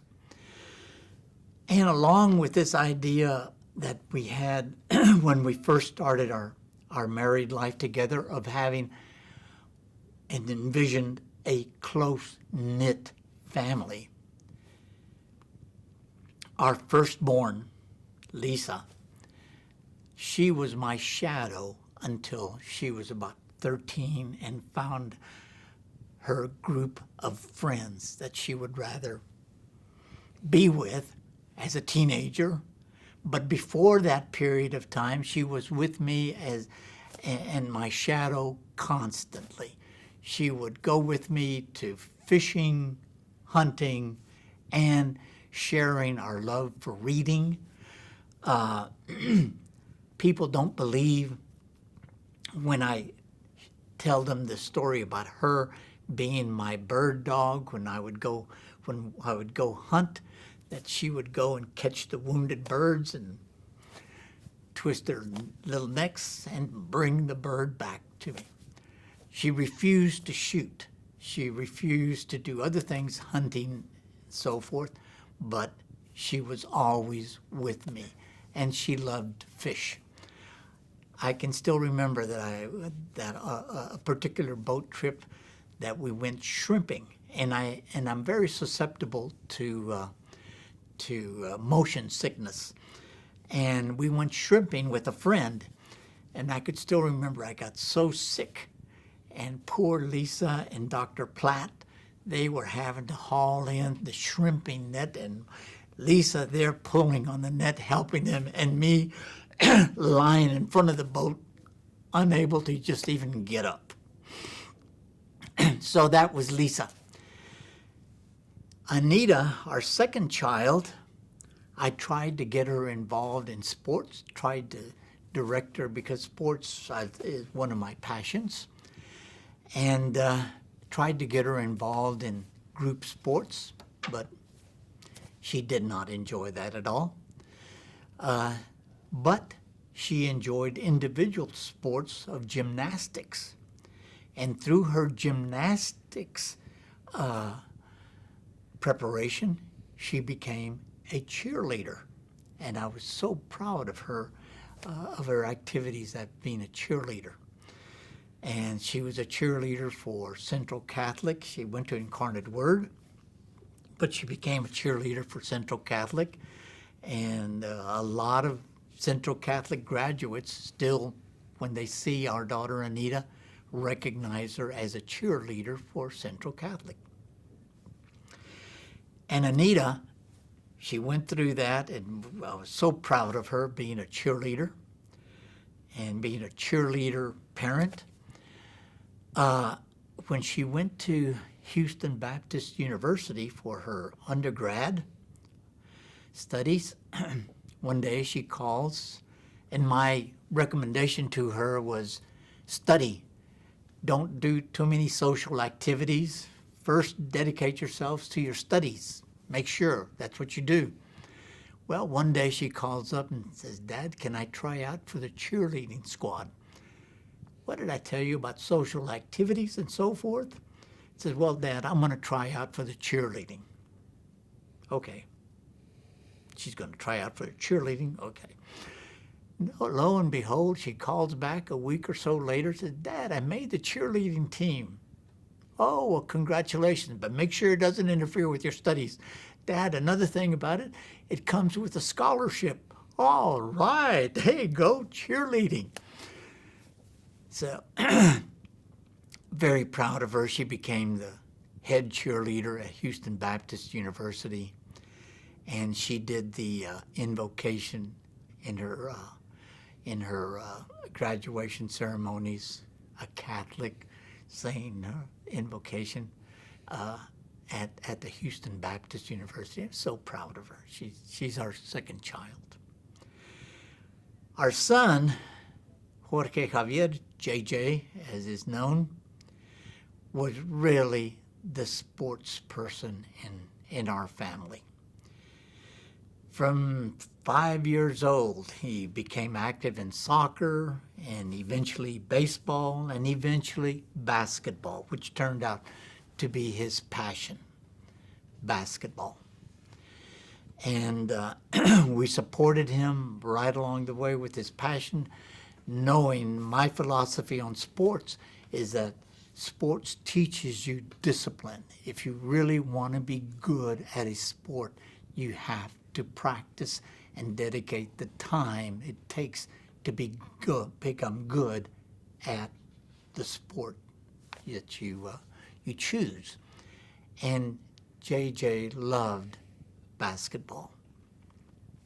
So he became involved in select teams, became involved in high school, and was well known in San Antonio as a high school basketball player, and went on into college and played basketball for Southwestern University, and eventually played a year on the professional league in Mexico as a basketball player.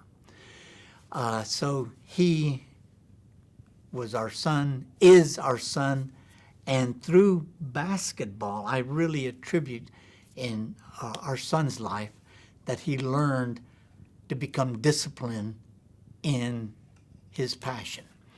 He's a very successful businessman now, and I really think that he has continued that competitiveness of his sports into his business, and we're very proud of him.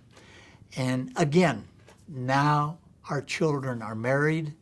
We have 10 grandchildren, but I'm very proud of the close-knit situation of our family and the common interests that we have in our family.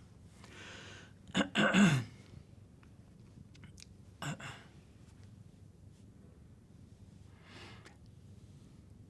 assuming we're mentioning, she wants you to mention my mom's educational journey? Oh, yes, the education part of our family's life. And as I said at the beginning, the close-knit family relationships and our marriage life together with our family and the educational aspects of our family.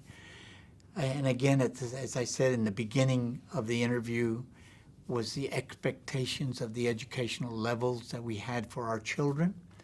And they all met those basic expectations. But Lisa, our oldest, your mother, went on to get her master's in education, self-esteem formation, and went on to get an organizational leadership PhD. And she became very involved with the Sisters of Incarnate Word in the Women's Global Connection. She traveled all over the world, starting up women's entrepreneurial programs. So we're very proud of the educational facilities. And Anita got her degree in communications, and she does very well in the hospital communications director of community relations at the University Health System in San Antonio. And our son, in his business, is a superb communicator, and he also had his graduation degree in kinesiology from Southwestern University, not in business, in kinesiology, because he saw himself initially becoming a professional coach in sports, but then somehow he got directed into business, and he has a kinesiology degree, but now he's an expert in all sorts of business aspects. So, gosh, that's, do you have any questions or any comments that you want to add in, since you know our family? How do you think you've passed down these lessons to your children and your grandchildren especially? Like, obviously your children kind of have this lived experience, but your grandchildren don't generally have, that same perspective. How do you think you've more second-handedly passed down these lessons and experiences that you've learned to us who don't necessarily have that experience? We have learned through our life journey and experience that parents are the ones that direct their children, that they are the ones that direct and influence the primary influencers of their children. We influenced, directed our children, and proud to say we molded them in what they are now. And we have seen our influences that we directed toward our children being passed on to our grandchildren. And we have 10 grandchildren. All of them have basic expectations of minimum college degrees. So we'll see our oldest grandchild that works here at UT Press has a master's, and the others are still finding their final career directions. So we don't know. Maybe there's more postgraduate education in their lives. But as a grandparent, all we can do is set the examples. We cannot parent them and tell them what our opinions are of what they should do or not do. That comes from their parents and the experiences and the directions of the individuals. And then I also kind of want to hear how would you define your community's willingness to accept people and to extend that support, and how do you see it? What is it like seeing how you've community formed today versus what you had as a child, in these isolated environments? What is it like coming full circle? Well, my childhood, our childhood, my wife's and I, our childhood, completely different than your parents' childhood and your childhood. We've been very blessed in the means that we have acquired over the years so that we can give a more comfortable, stable life.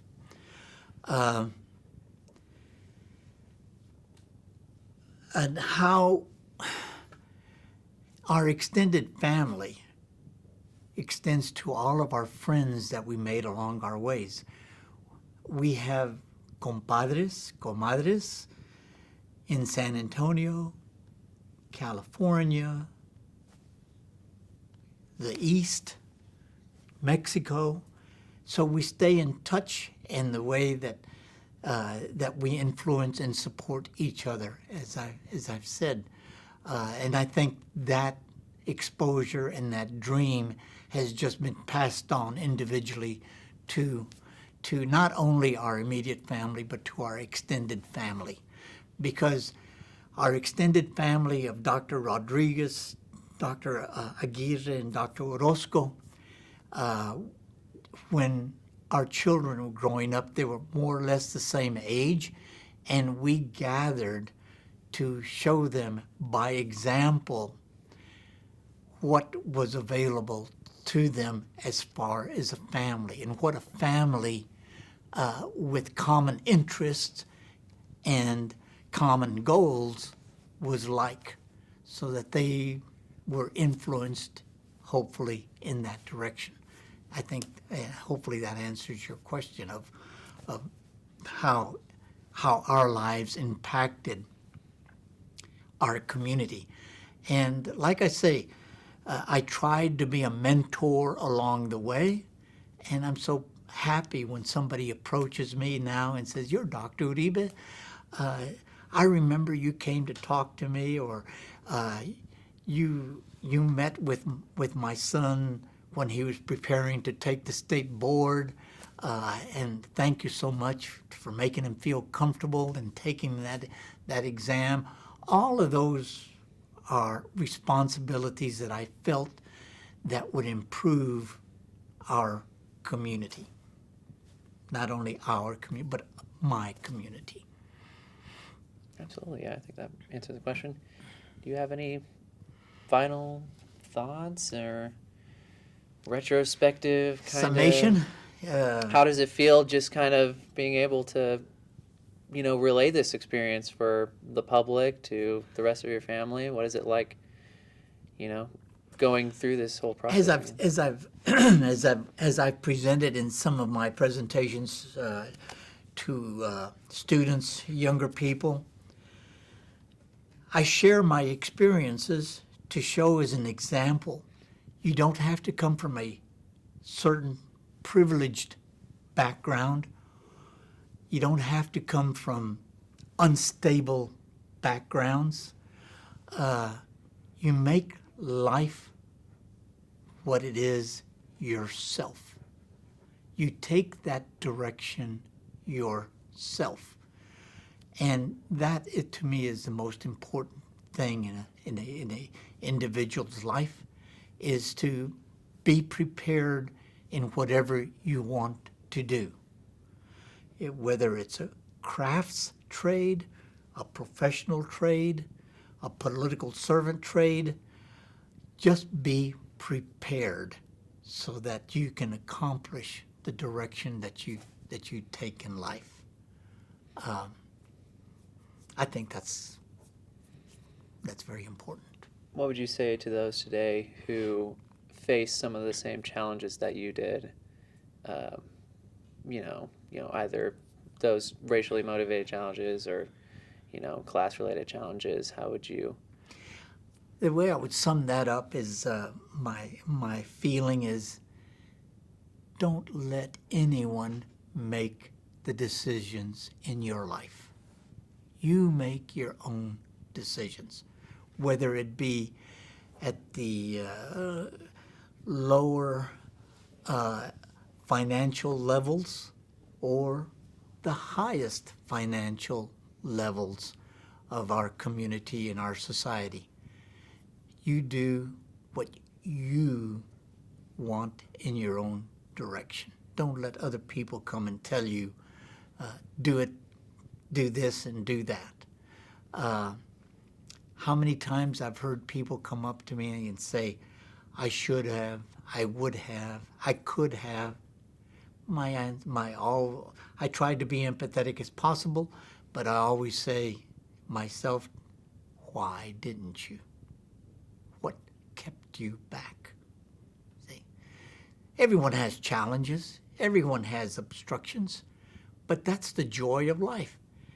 The joy of life comes not only from becoming wealthy or becoming accepted by the highest society levels. No, I think enjoyment comes from overcoming your daily obstacles and challenges. When you do something that is self-satisfying, it doesn't have to be monetarily rewarded. The joy comes from internal, knowing that you have done the best and you've accomplished what you set out to do. And would you say there are knock-on effects for your community and your family when you kind of follow that path? Oh yes, oh yes. Everyone benefits from the success of the individual.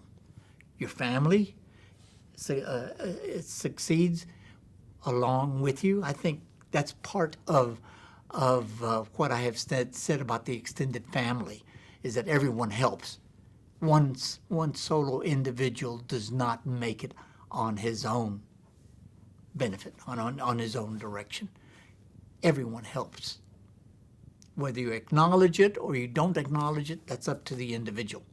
But in my experience, I've seen the success of many individuals, and it's a community thing. It's just not one individual makes a self-made man. I don't think so. Okay. I agree. Thank you so much, and thank this program for allowing me to share my blessings and my experiences in Gloria and my life journey. Thank you. Thank you.